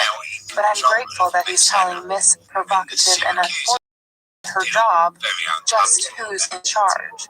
I caress his hand as it rests on my shoulder. If you'll excuse me. Christian squeezes my shoulders before following Taylor. I wonder idly what's going on. So, the master suite? Gia asks nervously. I gaze up at her, pausing for a moment to ensure that Christian and Taylor are out of earshot. Then, calling on all my inner strength and the fact that I've been seriously peaked for the last 5 hours, I let her have it. You're right to be nervous, Gia, because right now, your work on the project hangs in the balance. But I'm sure we'll be fine as long as you keep your hands off my husband. She gasps. Otherwise, you're fired. Understand? I enunciate each word clearly. She blinks rapidly, utterly stunned. She cannot believe what I've said. I cannot believe what I've just said. But I hold my ground, gazing impassively into her widening brown eyes. Don't back down. Don't back down. I've learned this maddening impassive expression from Christian, who does impassive like no one else. I know that renovating the Gray's main residence is a prestigious project for Gia's architectural firm, a resplendent feather in her cap. She can't lose this commission. And right now, I don't give a hoot that she's Elliot's friend. Anna, Mrs. Gray, I was so sorry. I never... She flushes, unsure what else she can say. Let me be clear. My husband is not interested in you. Of course, she murmurs, the blood draining from her face. As I said, I just wanted to be clear. Mrs. Gray, I sincerely apologize if you think I have... She stops, still floundering for something to say. Good. As long as we understand each other, we'll be fine. Now, I'll let you know what we have in mind for the master suite. Then I'd like a rundown on all the materials you intend to use. As you know, Christian and I are determined that this house should be ecologically sustainable, and I'd like to reassure him as to where all the materials are coming from and what they are. Of course, she stutters, wide-eyed and frankly a little intimidated by me. This is a first.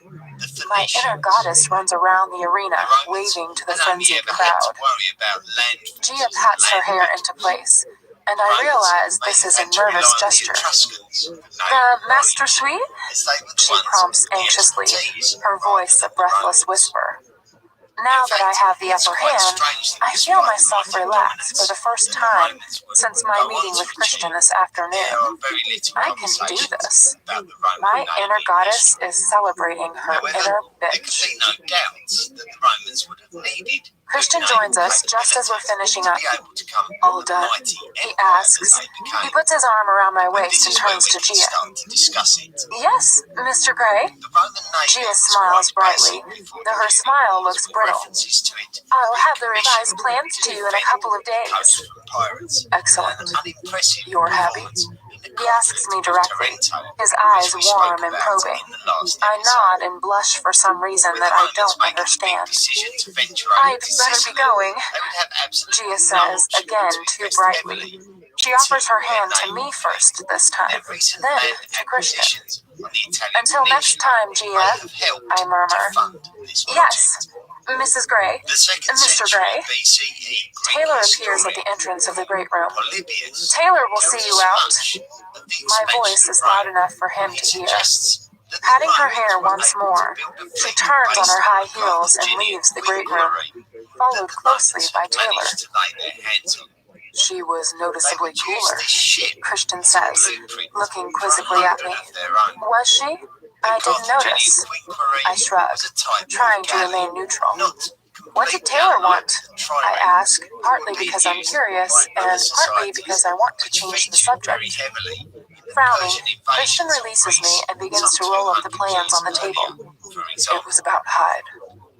What about The Hyde? raids I and whisper. heavy successes against It's the nothing to worry Carthaginians about, on the Anna. island of Sicily, Abandoning the such as plans, Antioch, Christian Batum, draws me into and his Regent. arms.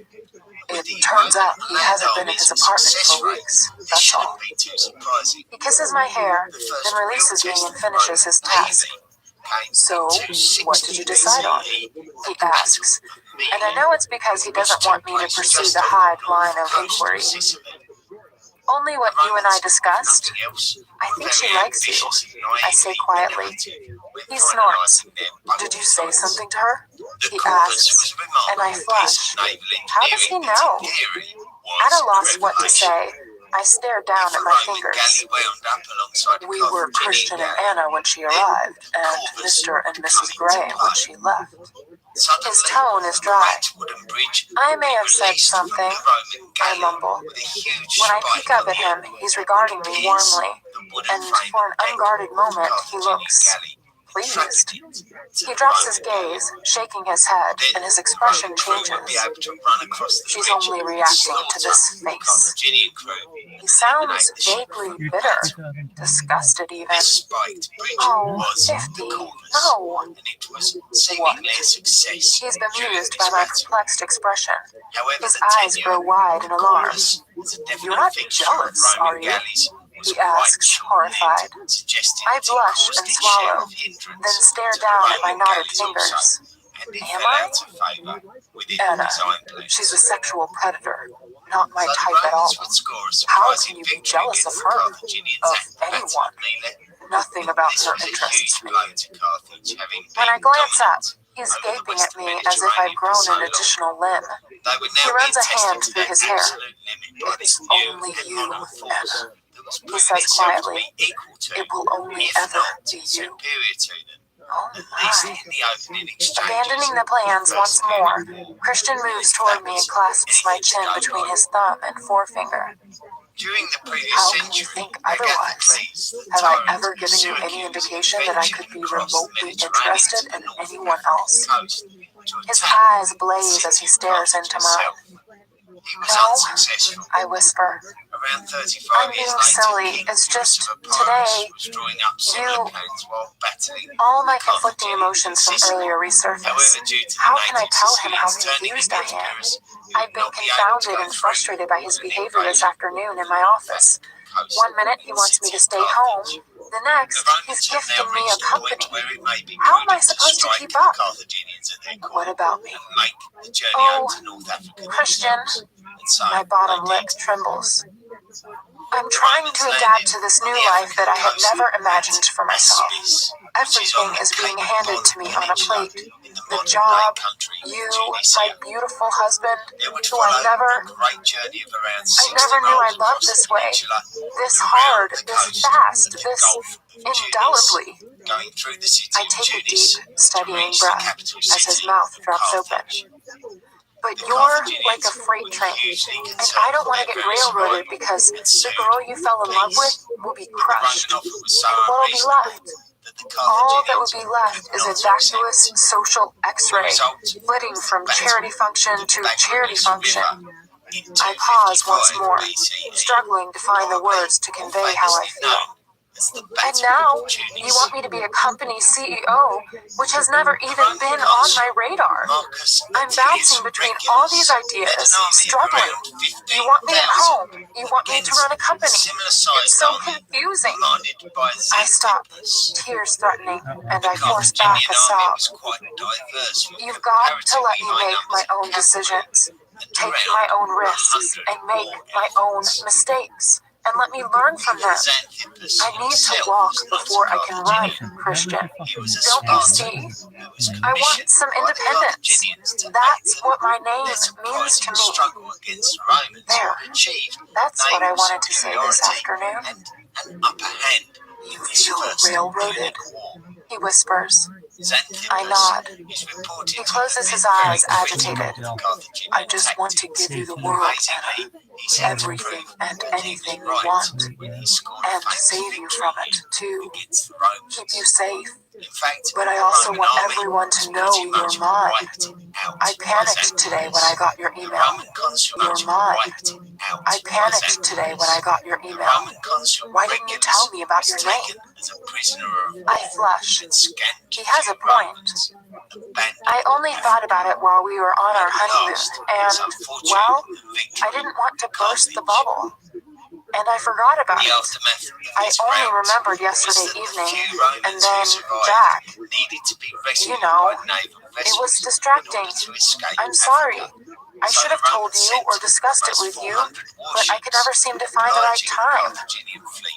Christian's intense gaze is unnerving. It's as if he's trying to will his way into my skull, but he says nothing. Why did you panic? I asked. I just don't want you to slip through my fingers. For heaven's sake, I'm not going anywhere. When are you going to get that through your incredibly thick skull? I love you. I wave my hand in the air like he does sometimes to emphasize my point. More than eyesight, space, or liberty. His eyes widen. A daughter's love? He gives me an ironic smile. No! I laugh despite myself. It's the only quote that came to mind. Mad King Lear. Dear, dear, mad King Lear. I caress his face, and he leans into my touch, closing his eyes. Would you change your name to Christian Steele so everyone would know that you belong to me? Christian's eyes fly open, and he gazes at me as if I've just said the world was flat. He frowns. Belong to you, he murmurs, testing the words. Mine. Yours, he says, repeating the words we spoke in the playroom only yesterday. Yes, I would, if it meant that much to you. Oh my, does it mean that much to you? Yes, he is unequivocal.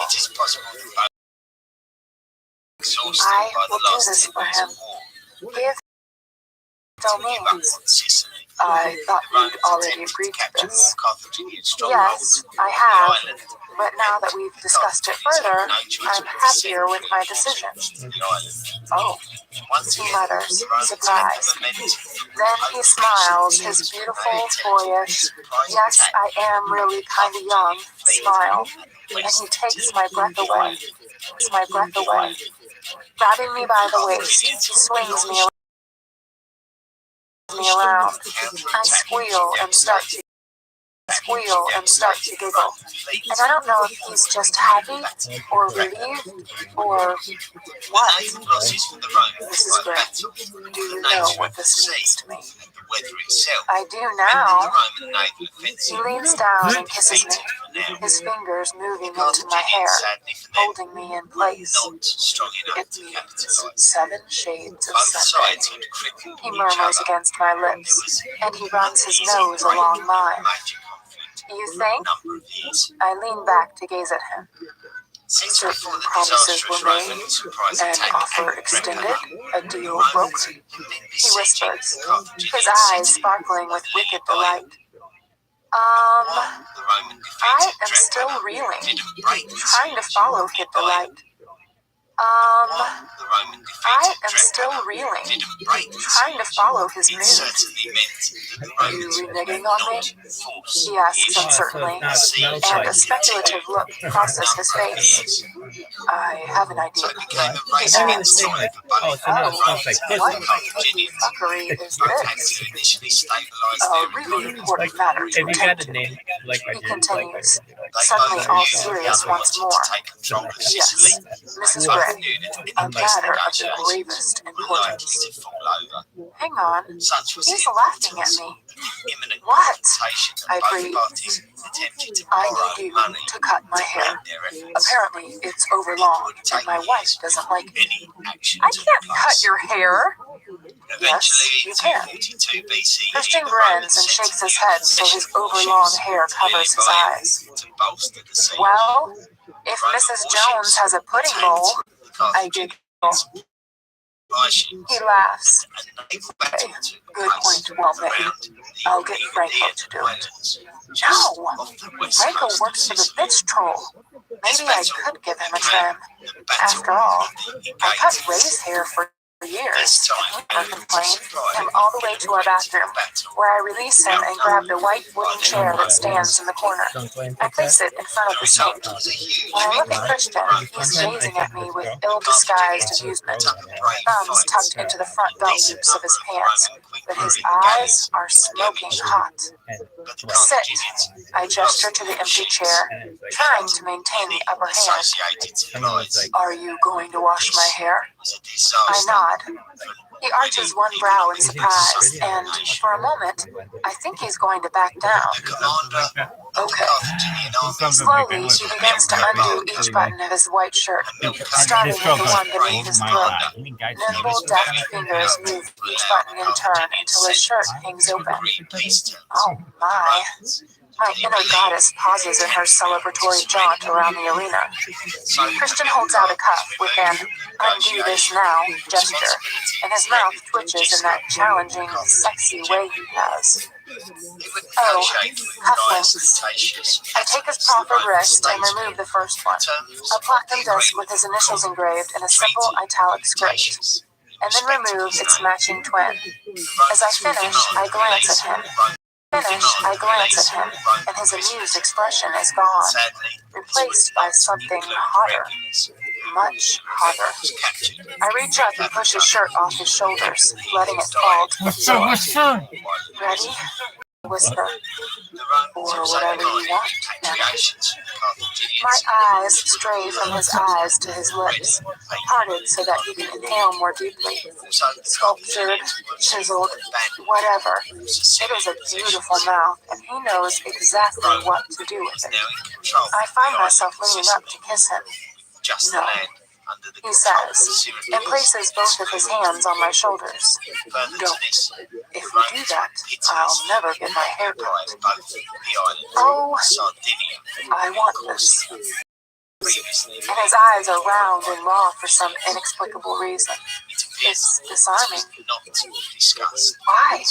I whisper. He stares at me for a beat, and his eyes grow wider. Because it'll make me feel cherished. My heart practically lurches to a halt. Oh, Christian, my chicky. And before I know it, I've circled him in my arms, and I kiss his chest before nuzzling my cheek into his tickly chest hair. Bro, this never becomes anything that I consider. One day He whispers. He wraps his arms around me, and we stand immobile, holding each other in our bathroom. Oh, how I'd love to be in his arms, even if it is an overbearing megalomaniac arse. He's my overbearing megalomaniac arse in need of a lifetime dose of TLC. I lean back without releasing him. Do you really want me to do this? He nods and gives me his shy smile. I grin back at him and step out of his embrace. Then it's hard to get it. I repeat. He dutifully does, sitting with his back to the sink. I take off my shoes and kick them over to where his shirt lies crumpled on the bathroom floor. From the shower, I retrieve his Chanel shampoo. We bought it in France. Would sir like this? I hold it up in both hands like France. I like the smell of this. It smells of you. I add in a whisper, slipping out of my television presenter mode. Please. He grins. I grab a small towel off the towel warmer. Mrs. Jones sure knows how to keep the towels super soft. Lean forward, I order, and Christian complies. Draping the towel around his shoulders, I then turn on the taps and fill the sink with a mix of warm water. Lean back. Oh, I like being in charge. Christian leans back, but he's too tall. He shifts the seat forward, then tilts back the entire chair until the top rests against the sink. Perfect distance. He tips back his head. Bold eyes gaze up at me, and I smile. Taking one of the drinking glasses we keep on the vanity, I dip it into the water and tip it over Christian's head, soaking his hair. I repeat the process, leaning over him. in and around. You smell so fucking- good, Mrs. Gray. They would He murmurs diversify and closes his Leopard eyes. range of their As I migration. methodically wet his hair, For I example, freely gaze at him. Gallic branch Holy of Celtic cow. societies Will I emanated ever tire as of this? from France. Long, dark lashes fan across his cheeks. His lips part a little, creating a small, dark diamond shape, and he inhales softly. How I long to poke my tongue. I splash water into his eyes. Shit! Sorry! He grabs the corner of the towel and laughs as he wipes the water out of his eyes. Hey, I know I'm an arse, but don't drown me. I lean down and kiss his forehead, giggling. Don't tempt me. He curls his hand behind my head and shifts so that he captures my lips with his. He kisses me briefly, making a low, contented sound in his throat. The noise connects to the muscles deep in my belly. It's a very seductive sound. He releases me and lies back obediently, gazing up at me with expectation. For a moment, he looks vulnerable, like a child. It tugs at my heart. I squirt some shampoo into my palm and massage it into his scalp, beginning at his temples and working over the top of his head and down the sides, circling my fingers. He closes his eyes and makes that low humming sound again. That feels good, he says after a moment and relaxes beneath the firm touch of my fingers. Yes, it does. I kiss his forehead once more. I like it when you scratch my scalp with your fingernails. His eyes are still closed, but his expression is one of blissful contentment. No trace of his vulnerability remains. Geez, how much his mood has changed. And I take comfort knowing it's me that's done this. Head up, I command, and he obeys.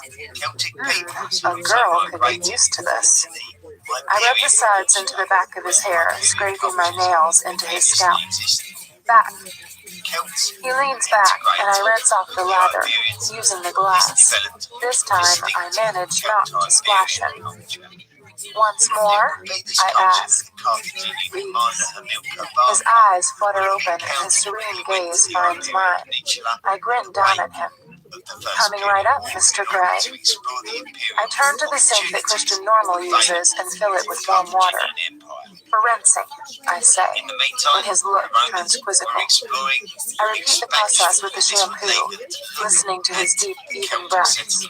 Once he's all lathered up, I take another moment to appreciate the fine face of my husband.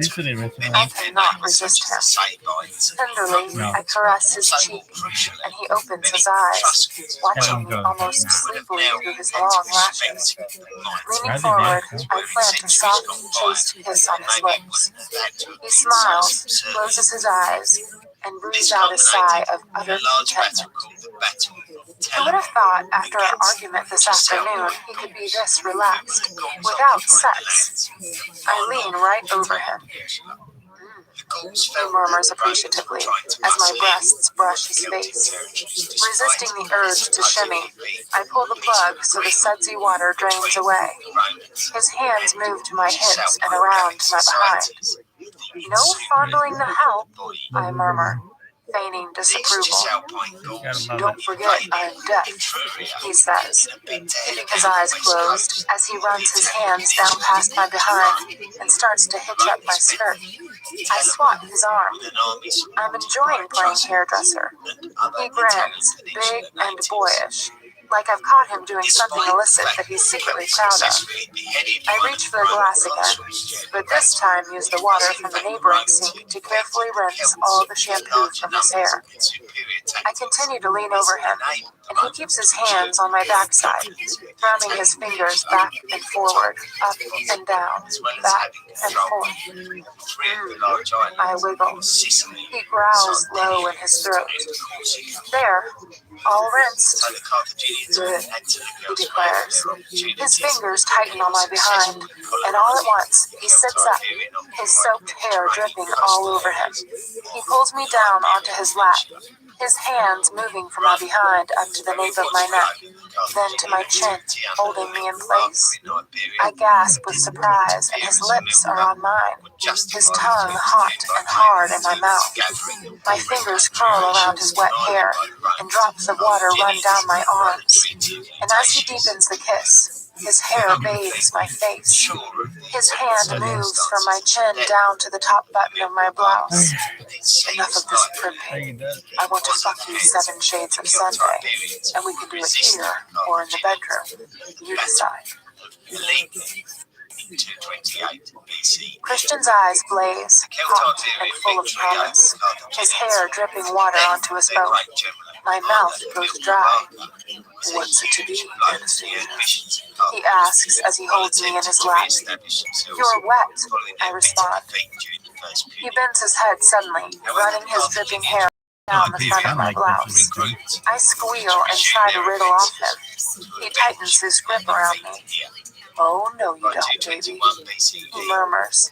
When he raises his head, he's grinning salaciously at me. And I am Miss Wet Blouse 2011. My top is soaked and totally see-through. I'm wet everywhere. Love the view, he murmurs, and leans down to run his nose around and around one wet nipple. I squirm. Answer me, Anna. Here or the bedroom? Here, I whisper frantically. To hell with the haircut. I'll do it later. He smiles slowly, his lips curling into a sensuous smile full of licentious promise.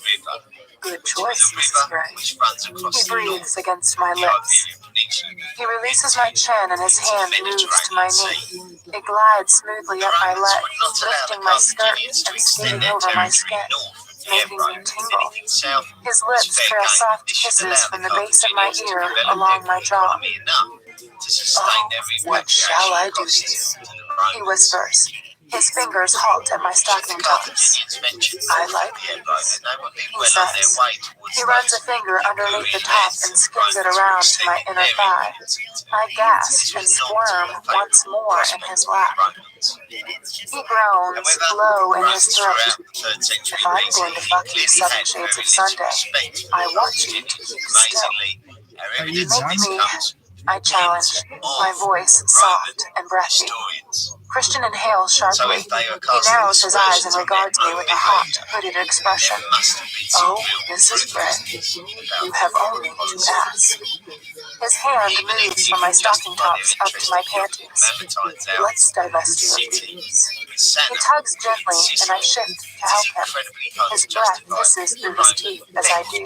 Still, he grumbles. I'm helping, I pout, and my lower lip gently between his teeth. Fuck you, Still, company. he growls. He slides my panties down my legs and off, tugging my skirt up so that it's bunched around my hips. He moves both hands to my waist and lifts me. He still has my panties in his hand. Sit astride me, he orders, staring intently into my eyes. I shift, straddling him, and regard him provocatively. Bring it on, 50. Mrs. Gray, he warns. Are you goading me? He gazes at me, amused, but aroused. It's a seductive combination. Yes? What are you going to do about it? His eyes light up with salacious delight at my challenge, and I feel his arousal beneath me.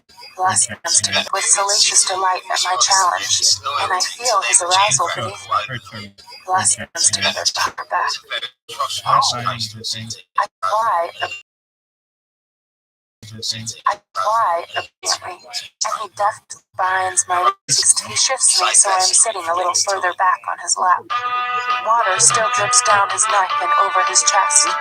I want to bend forward and lick the drips off, but it's trickier now that I am restrained. Christian caresses both of my thighs and skins his hands down to my knees. Gently, he pushes them further apart and widens his own legs, holding me in that position. His fingers move to the buttons of my blouse. I don't think we need this. he says. He starts methodically undoing each button on my clinging wet blouse, his eyes never leaving mine. They get darker and darker as he finishes the task, taking his own sweet time about it. My pulse quickens and my breathing shallows. I can't believe it. He's hardly touched me, and I feel like this. Hot, bothered, ready.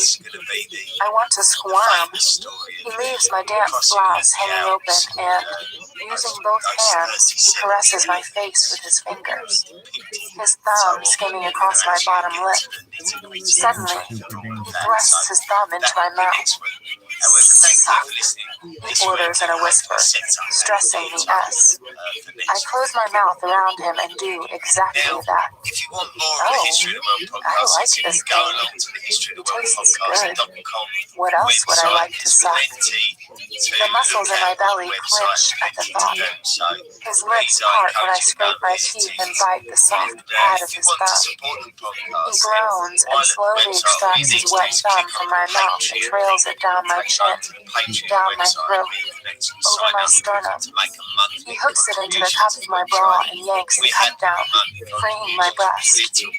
Christian's gaze never leaves mine. He's watching each reaction that his touch elicits from me, and I'm watching him. It's hot, consuming, possessive. I love it. He mirrors his actions with his other hand so both my breasts are free, and, tapping them gently, he skims each thumb over a nipple, circling slowly, teasing and taunting each one, so that they harden and distend beneath his skillful touch. I really try not to move, but my nipples are hot-wired to my groin, so I moan and throw my head back, closing my eyes and surrendering to the sweet, sweet torture. Christian's soothing voice is at odds with the teasing, even tempo rhythm of his wicked fingers. Still. Releasing one breast, he reaches up behind me and splays his hand around the nape of my neck. Leaning forward, he takes my now bereft nipple into his mouth and sucks hard, his wet hair tickling me. At the same time, his thumb stops skimming across my other elongated nipple. Instead, he takes it between his thumb and forefinger and tugs and twists it gently. Ah! Christian! I groan and duck forward on his lap, but he doesn't stop. He continues the slow, leisurely, agonizing tease, and my body is burning as the pleasure takes a darker turn. Christian, please, I whimper. He hums low in his chest. I want you to come like this. My nipple gets a brief respite as his words caress my skin, and it's like he's calling to a deep, dark part of my psyche that only he knows. When he resumes with his teeth this time, the pleasure is almost intolerable. Moaning loudly, I ride on his lap, trying to find some precious friction against his pants. I pull uselessly against my restraining panties, itching to touch him, but I'm lost in this treacherous sensation. Please, I whisper, bleeding, and pleasure flies through my body, from my neck right down to my legs, to my toes, tightening all in its weight. You have such beautiful breasts, Anna. He groans. One day, I'll fuck you. What the hell does that mean? Opening my eyes, I gape down at him as he suckles me. His touch. I no longer feel my sodden blouse, his wet hair, nothing except the burn, and it burns deliciously hot and low, deep inside me, and all thought evaporates as my body tightens and clenches, ready, reaching, pining for release, and he doesn't stop, teasing, pulling, driving me wild. I want, let go, he breathes, and I do, loudly, one orgasm convulsing through my body, when he stops his sweet torture and wraps his arms around me. clutching me to him as my body spirals down for my climax. Be good. When I open my eyes, he's gazing down at me where I rest against his chest. Then God, visit our I website, loved what you History got. of the World His Podcast. voice is full of wonder. You can join That our was... discussion forum Words and fail find me. us on social I know. media. He leans forward and kisses Support me, the podcast his for as hand little still at the as nape of my $1 neck, per month holding me by just clicking so, angling my link. head so he can kiss me deeply, Email the show with love, at history of with the world reverence. podcast at I am lost in his mail.com. kiss. The best He ones pulls away to we draw read out. breath, his Be eyes sure the to color rate of a and tropical review the show storm. wherever Now you listen I'm to going to us. fuck you. Hard. He murmurs. Holy cow. Grabbing me around the waist, he lifts me from his thighs down to the edge of his knees and reaches with his right hand for the button on the waistband of his navy pants. He runs the fingers of his left hand up and down my thigh, stopping at my stocking tops each time. He's watching me intently. We're face to face, and I'm helpless, trussed up in my bra and by my panties. And this has to be one of the most intimate times we've had. Me sitting on his lap, staring into his beautiful gray eyes. It makes me feel wanted, but also so connected to him. I am not embarrassed or shy. This is Christian, my husband, my lover, my overbearing megalomaniac, my 50, the love of my life. He reaches for his zipper and my mouth goes dry as his erection springs free. He smirks. He whispers. I murmur appreciatively. He wraps his hand around himself and moves it up and down. Oh my. I gaze up at him through my lashes. Ah, he's so sexy. You are biting your lip, Mrs. Gray. That's because I'm hungry. Hungry? His mouth opens in surprise and his eyes widen a fraction. I agree and lick my lips. He gives me his enigmatic smile and bites his lower lip as he continues to stroke himself. Why is the sight of my husband pleasuring himself such a turn-on? I see. You should have eaten your dinner. His tone is mocking and censorious at once. But maybe I can oblige. He puts his hands on my waist. Stand, he says softly, and I know what he's going to do. I get to my feet, my legs no longer shaking. Kneel. I do as I'm told and kneel down on the cold, tiled floor of the bathroom. He slides forward on the seat of the chair. Kiss me, he utters, holding his erection. I glance up at him and he runs his tongue over his top teeth. It's arousing, very arousing to see his desire, his naked desire for me and my mouth. Leaning forward, my eyes on his, I kiss the tip of his erection. I watch him inhale sharply and clench his teeth. Christian cups the side of my head and I run my tongue over the tip, tasting the small bead of dew on the end. He tastes good. His mouth drops open further as he gasps, and I pounce, pulling him into my mouth and sucking hard. The air hisses through his teeth, and he flexes his hips forward, thrusting into my mouth, but I don't stop. Sheathing my teeth behind my lips, I push down and then pull up on him.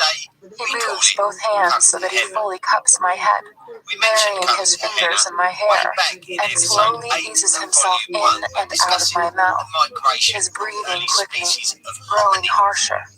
I twirl my tongue around his tip and push down again in perfect counterpoint to him. Jesus, Anna.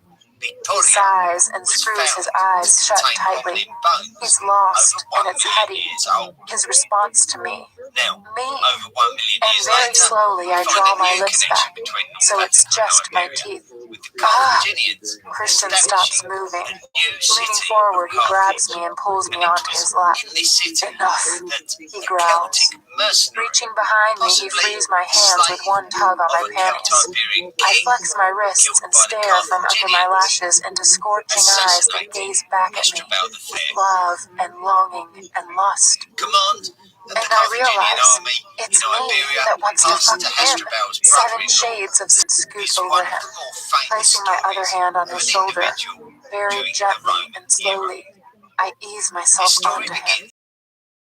begins Feral noise the deep in his city throat, and of Sigurd, reaching up, pulls off my blouse, letting it fall to the floor. south His of hands Ebro move River, to my which hips. was determined to be Still, the agreed he limit rasps, of his Carthaginian hands digging into my flesh. Please, Please, to let Celto-Iberian me savor city this. that didn't Savor fully you. appreciate the Carthaginians I being stop. involved in their Oh affairs, my, and they he may have feels so turned good to inside Rome me. to He protect caresses their my work. face, his The eyes Romans wide and responded wild, to Sigurd his lips parted as he Hannibal breathes. Barca He was flexes far beneath from me, and I impressed. moan, closing my eyes. Saguntum was This almost is my 100 favorite miles place. south of the He Ebro whispers, River, and inside was you, therefore fair inside game. my So wife. Hannibal decided Oh, to fuck. besiege Saguntum Christian, in I response. cannot hold During the back. second half My fingers of glide into his 219 wet hair, BC, my lips seek his, and I the start to Romans were move, not in a good up and position to down on my interfere in this toes, siege directly. savoring him, So they sent savoring me. ambassadors to He Carthage, groans loudly, and and the his hands ambassadors are in my were hair and entertained around my back, and then and sent his back to tongue Rome invades again my mouth with a greedily, defined taking Carthaginian all that I message. willingly give. After all our Saguntum arguing fell today, to the my Carthaginians frustration after with a few him, months, his with and me, a brutal we battle. still have And this. the snub We of will the Roman always have this. ambassadors led to the I Romans love him so demanding much, it's Hannibal almost himself overwhelming. be His surrendered. hands are side and he And the controls me, Carthaginians moving me refused, up and down, sparking again and the again, beginning at his of the pace, Second his Punic hot, War. slick tempo. Ah! I groan helplessly into his mouth as I'm carried away. Yes, yes, Hannibal set Anna, about he gathering an hisses, army.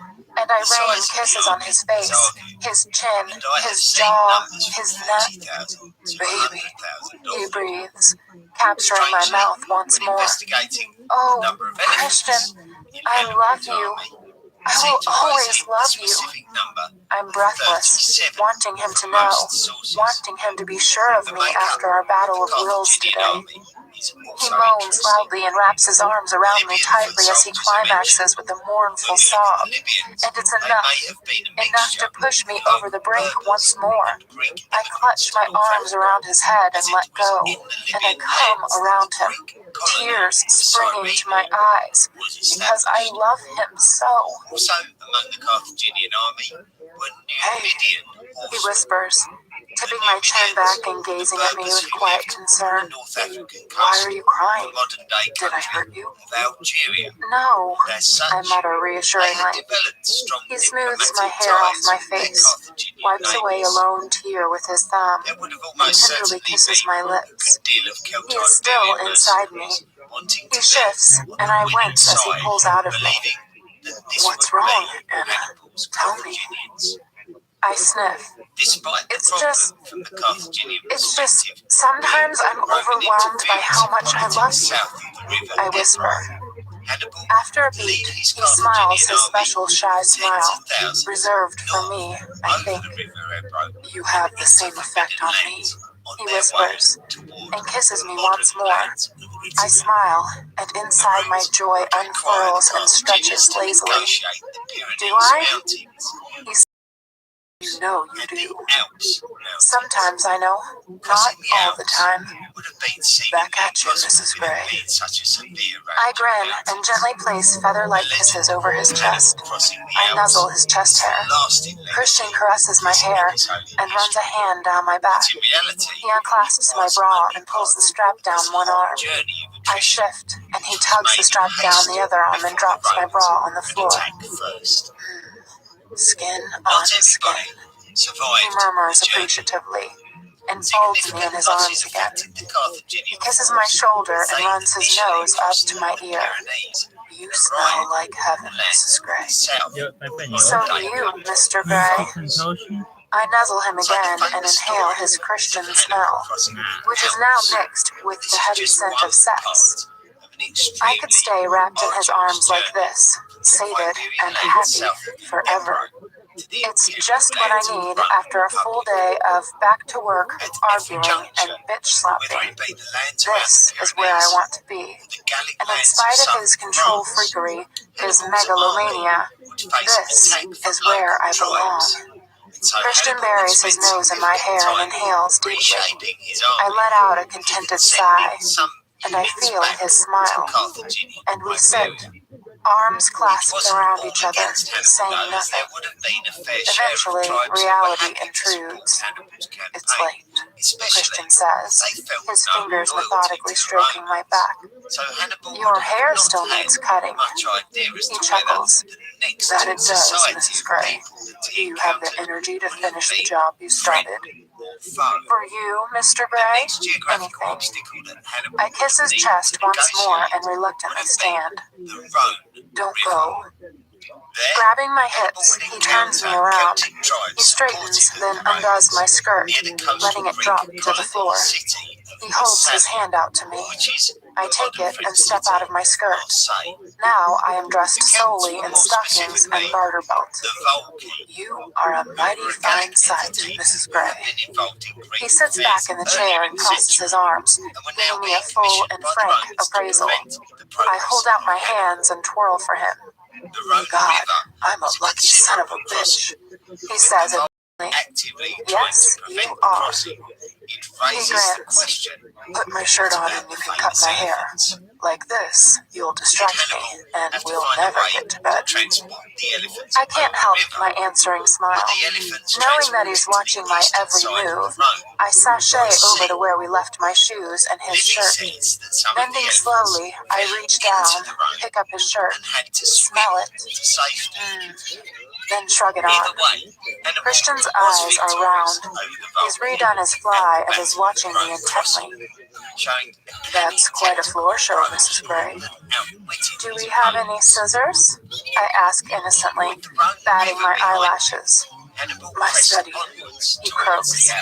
I'll go search. Leaving him, I walk into our bedroom and grab my comb from the dressing table before heading to the study. As I enter the main corridor, I notice the door to Taylor's office is open. Mrs. Jones is standing just beyond the door. I stop, rooted to the spot. Taylor is running his fingers down her face and smiling sweetly at her. Then, he leans down and kisses her. Holy shit! Taylor and Mrs. Jones?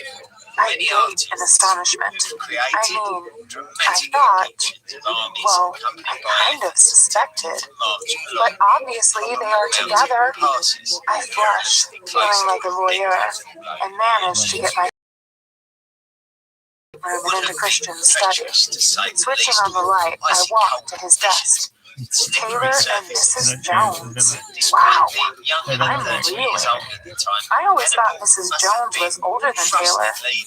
Oh, I have to get my head around this. I open the top drawer and am immediately distracted when I find a gun. Christian has a gun? A revolver?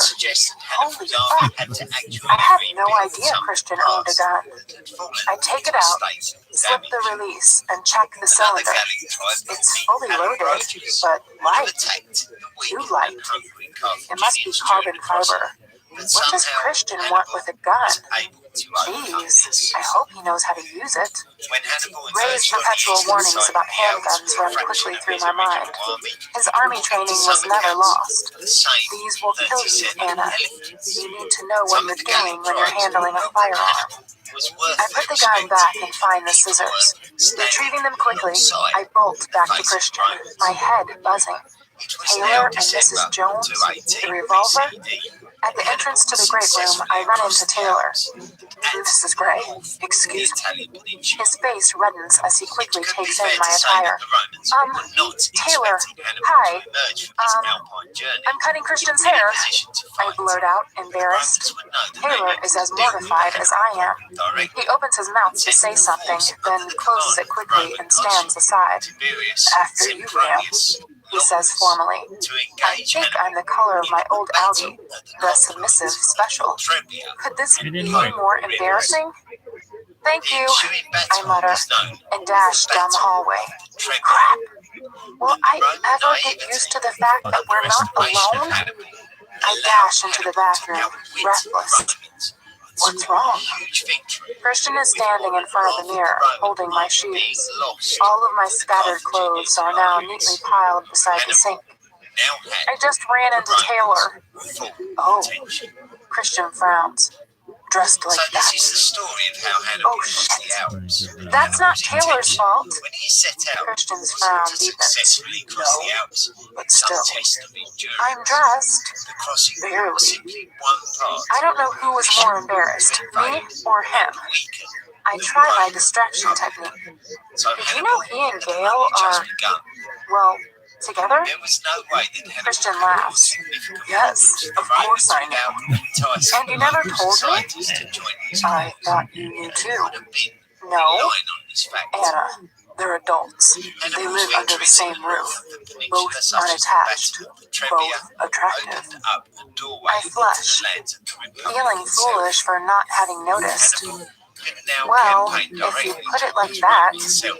I just thought Initially, Gail he was would need older to than Taylor. negotiate the lands of She is, Etruria, but not by which much. were inhabited He gazes by at me, perplexed. Romanized Etruscans. Some men like older So women. Hannibal would lead He his stops army abruptly and his southwards, eyes almost widen. reaching I scowl at him. Trasimene I know that. in the summer I snap. of 217. Christian looks contrite. BCE. He smiles fondly at The me. Roman army Yes, would be my distraction pursuing Hannibal, technique and successful. Hannibal would be aware My of this. subconscious rolls her eyes at So me, upon but reaching the lake, at what Hannibal cost? would light Now the false unmentionable campfires Mrs. some Robinson is distance looming away over us. to fool the Romans That into reminds me. believing the He location says of the brightly. Carthaginian army What? was somewhere I mutter petulantly. it wasn't. Grabbing the chair, I turn it to face the mirror above the And in sinks. the thick Sit, conditions, I as the order. Romans made their Christian way along regards the me northern with edge of the indulgent lake, amusement, the but does as he's told and Carthaginians sits from back the down in the forests chair. ambushed I start to their comb enemy. through his now merely damp The hair. Roman army I was was thinking we estimated could to be convert about the rooms over the 30,000 garages strong. for them at the new So place. it is quite Christian a considerable continues. thing.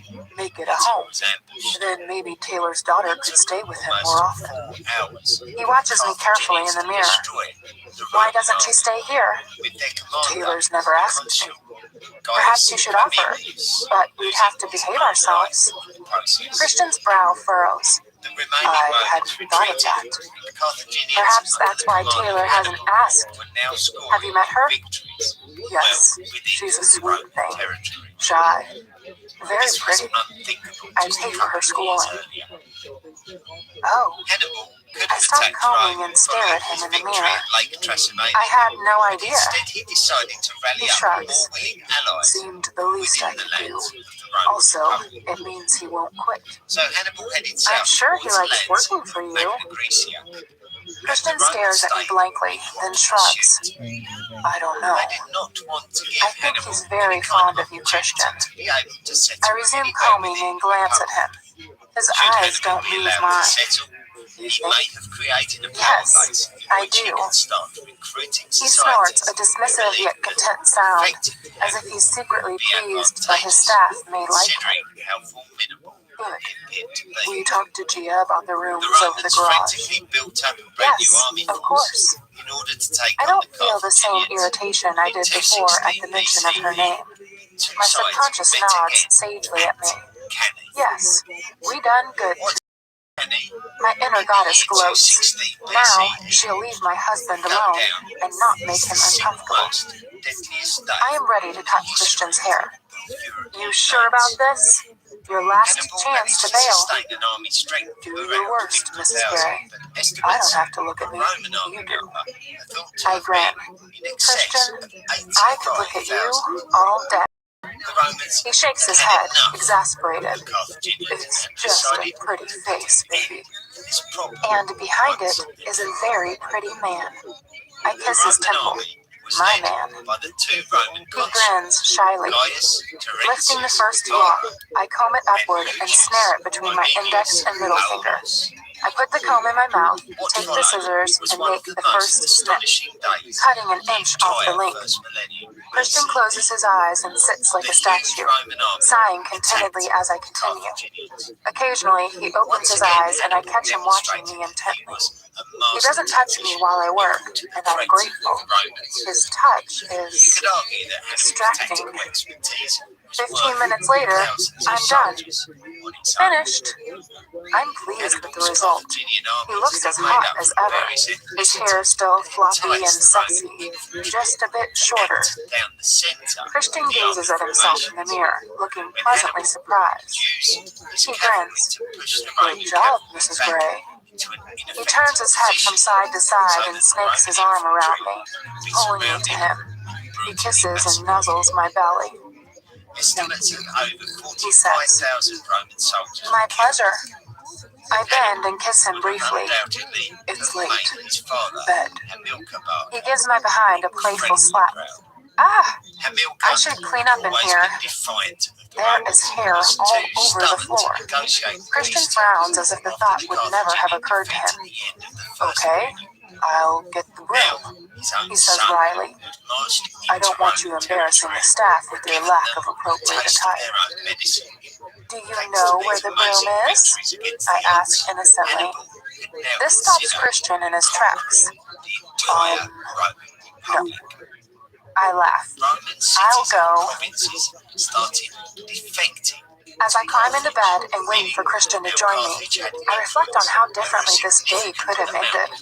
I was so mad at him earlier, and he with me. How am I going to deal with this running a company nonsense? I have no desire to run my own company. I am not him. I need to head this off at the pass. Perhaps I should have a safe word for when he's being overbearing and domineering, for when he's being an arse. I giggle. Perhaps the safe word should be arse. I find the thought very appealing. What? He says as he climbs into bed beside me, wearing only just an idea. What idea? He stretches out beside me. Here goes nothing. Christian, I don't think I want to run a company. He props himself up on his elbow and gazes down at me. Why do you say that? Because it's not something that has ever appealed to me. You're more than capable, Anastasia. I like to read books, Christian. Running a company will take me away from that. You could be the creative head. I frown. You see, he continues, running a successful company is all about embracing the talent of the individuals you have at your disposal. If that's where your talents and your interests lie, then you structure the company to enable that. Don't dismiss it out of hand, Anastasia. You're a very capable woman. I think you could do anything you wanted if you put your mind to it. Whoa, how can he possibly know that I'd be any good at this? I'm also worried it will take up too much of my time. Christian frowns. Time I could devote to you. I deploy my secret weapon. His gaze darkens. I know what you're doing, he murmurs, amused. Damn it. What? I feign innocence. You're trying to distract me from the issue at hand. You always do that. Just don't dismiss the idea, Anna. Think about it. That's all I ask. He leans down and kisses me chastely, then skims his thumb down my cheek. This argument is going to run and run. I smile up at him, and something he said earlier today pops unbidden into my mind. Can I ask you something? My voice is soft, tentative. Of course. Earlier today, you said if I was angry with you, I should take it out on you in bed. What did you mean? He stills. What did you think I meant? Holy shit. I should just say it. That you wanted me to tie you up? His eyebrows shoot up in surprise. No, that's not what I meant at all. Oh, I'm surprised by my slight twinge of disappointment. Want to tie me up? He asks, obviously reading my expression correctly. He sounds shocked. I blush. Well, Anna, He stops, and something dark, crosses his face. Capital was Christian, any I kind whisper, of autonomy alarmed. with much I of its move so that I am single lying on my side, propped up on my elbow, like him. I caress his face. His eyes are large and fearful. He shakes his head sadly. Shit. Christian, stop. It doesn't matter. I thought that's what you meant. He takes my hand and places it on his pounding heart. What is it? Anna, I don't know how I'd feel about you touching me if I were restrained. My scalp prickles. It's like he's confessing something deep and dark. This is still too new. His voice is low and raw. It was just a question, and I realize that he's come a long way, and he still has a long way to go. Oh, 50. Anxiety grips my heart. I lean over and he freezes, but I plant a soft kiss at the corner of his mouth. Christian, I got the wrong idea. Please don't worry about it. Please don't think about it. I kiss him. He closes his eyes, groans, and reciprocates, pushing me down into the mattress. His hands clasping my chin, and soon we're lost in each other again. Chapter 9. When I wake before the alarm the following morning, Christian is wrapped around me like ivy, his head on my chest, his arm around my waist, and his leg between mine. And he's on my side of the bed. It's always the same. If we argue the night before, this is how he ends up, coiled around me, making me hot and bothered. Oh, 50. He is so needy on some level. Who would have thought? The familiar vision of Christian as a dirty, wretched little boy haunts me. Gently, I stroke his shorter hair and my melancholy recedes. He stirs, and his sleepy eyes meet mine. He blinks a couple of times as he wakes. Hi, he murmurs and smiles. Hi, I love waking to that smile. He nuzzles my breasts and hums appreciatively deep in his throat. His hand travels down from my waist, skimming over the cool satin of my nightgown. What a tempting morsel you are, he mutters. But, tempting though you are, he glances at the alarm. I have to get up. He stretches out, untangles himself from me, and rises. I lie back, put my hands behind my head, and enjoy the show. Christian stripping for his shower. He is perfect. I wouldn't change a hair on his head. Admiring the view, Mrs. Gray. Christian arches a sardonic brow at me. It's a mighty fine view, Mr. Gray. He grins and throws his pajama pants at me so they almost land on my face. But I catch them in time, giggling like a schoolgirl. With a wicked grin, he pulls the duvet off, puts one knee on the bed, grabs my ankles, and drags me toward him so that my nightdress rides up. I squeal, and he crawls up my body, trailing little kisses on my knee, my thigh, my... Oh, Christian. Good morning, Mrs. Gray. Mrs. Jones greets me. I flush, embarrassed, remembering her tryst with Taylor the night before. Good morning, I respond as she hands me a cup of tea. I sit on the bar stool beside my husband, who just looks radiant. Freshly showered, his hair still damp, wearing a crisp white shirt and that silver gray tie. My favorite tie. I have fond memories of that tie. How are you, Mrs. Gray? He asks, his eyes warm. I think you know, Mr. Gray. I gaze up at him through my lashes. He smirks. Eat, he orders. You didn't eat yesterday. Oh, bossy. That's because you were being an arse. Mrs. Jones drops something that clatters into the sink, making me jump.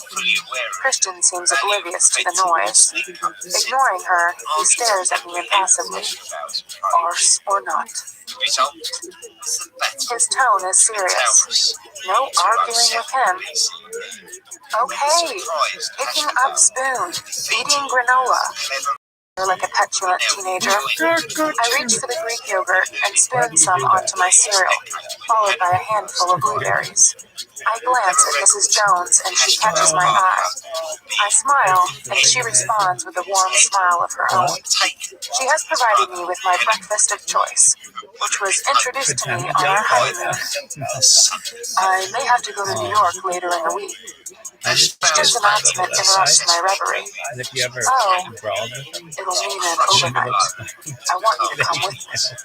Christian, I won't get the time off. He gives me his, oh really, but I'm the boss stare. I sigh. I know you own the company. Wait for 3 weeks. Please. How can you expect me to run the business if I'm never there? I'll be fine here. I'm assuming you'll take Taylor with you, but Sawyer and Ryan will be here. I stop, because Christian is grinning at me.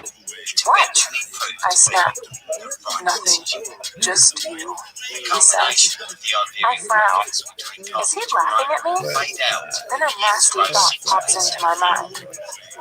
How are you getting to New York? The company jet. Why? I just wanted to check if you were taking Charlie Tango. My voice is quiet, and a shiver runs down my spine. I remember the last time he flew in his helicopter. A wave of nausea hits me as I recall the anxious hours I spent waiting for news. That was possibly the lowest point in my life. I noticed Mrs. Jones has stilled too. I try to dismiss the idea. I wouldn't fly to New York in Charlie Tango. She doesn't have that kind of range. Besides, she won't be back from the engineers for another 2 weeks. Thank heavens. My smile is partly from relief, but also the knowledge that the demise of Charlie Tango has occupied a great deal of Christian's thoughts and time over the last few weeks. Well, I'm glad she's nearly fixed, but I stop. Can I tell him how nervous I'll be when he flies next time? What? He asks as he finishes his omelet. I shrug. Anna, he says, more sternly. I just,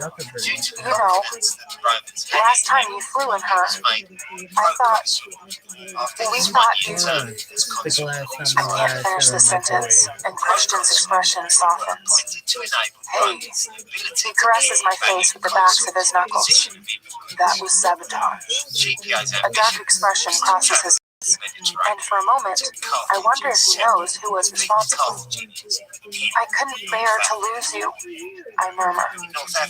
5 people have been fired because of that, Anna. It won't happen again. 5? He nods, his face serious. Holy crap. That reminds me, there's a gun in your desk. He frowns at my non sequitur and probably at my accusatory tone, though I don't mean it that way. This is flavorless, he says finally. Fully loaded. How do you know?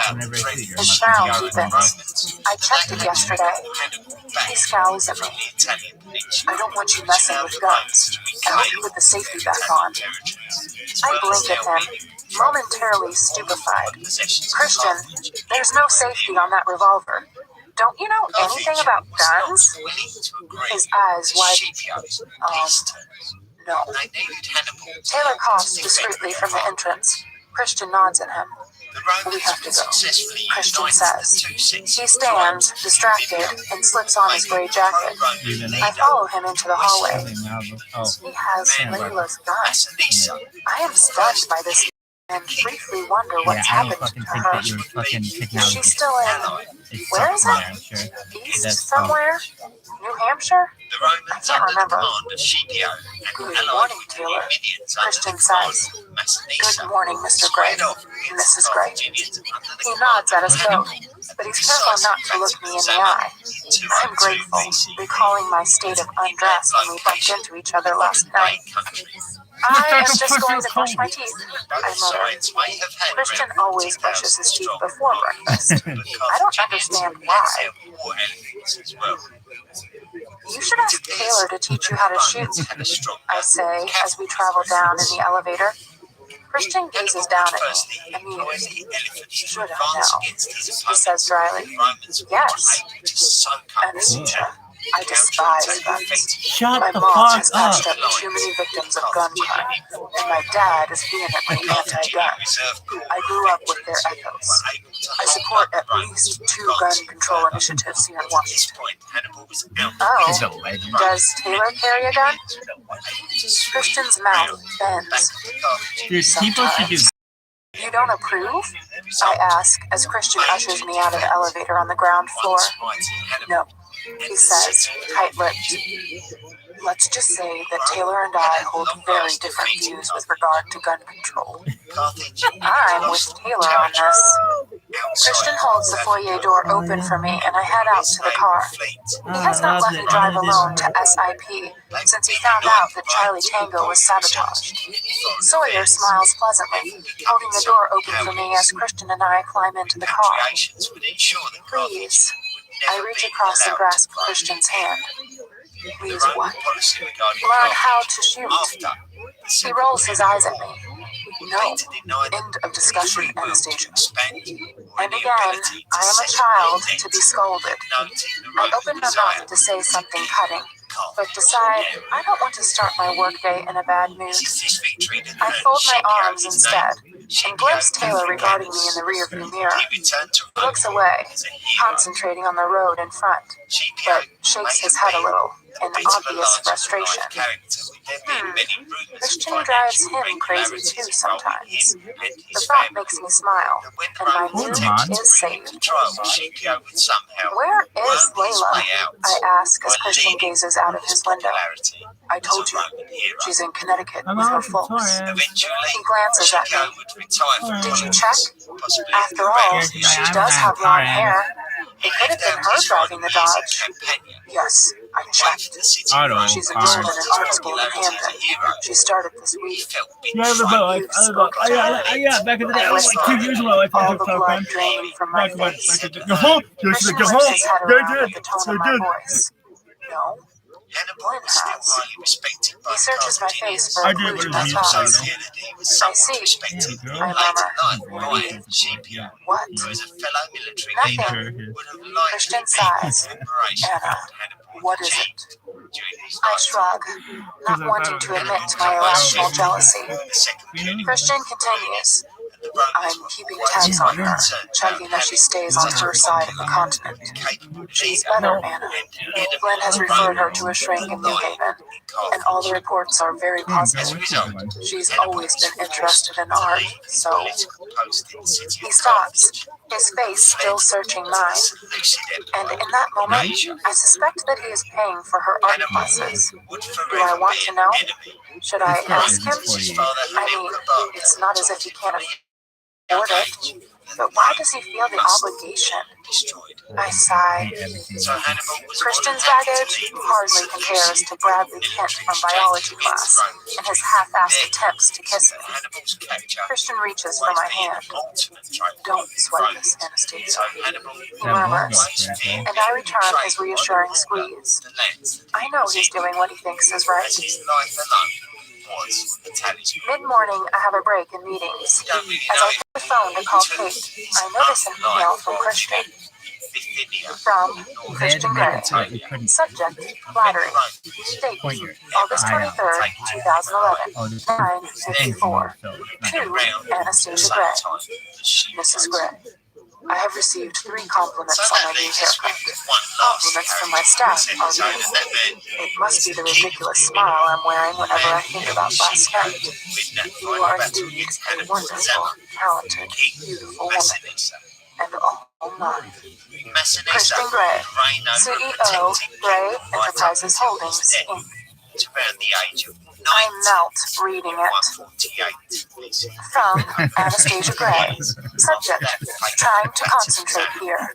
Date, August 23rd, 2011, 10:48. To Christian Gray. Mr. Gray, I am trying to work and don't want to be distracted by delicious nuggety such useful training. And I am yours, and you, my dear, overbearing husband, who refuses to exercise his constitutional right under the Second Amendment to bear arms, are mine. But don't worry, because I shall protect you, always. Anastasia Gray, Editor, SIP. From Christian Gray. Subject, Annie Oakley. Date, August 23rd, 2011, 10:53. To Anastasia Gray. Mrs. Gray, I am delighted to see you have spoken to the IT department and changed your name. Big smile emoticon. I shall keep safe in my bed knowing that my gun-toting wife sleeps beside me. Christian Gray, CEO and Hoplophobe, Gray Enterprises Holdings, Inc. Hoplophobe? What the hell is that? From Anastasia Gray. Subject, long words. Date, August 23rd, 2011, 10:58. To Christian Gray. Mr. Gray, once more you dazzle me with your linguistic prowess. In fact, your prowess in general. And I think you know what I'm referring to. Anastasia Gray, Editor, SIP. From Christian Gray. Subject, gas. Date, August 23rd, 2011, 11:01.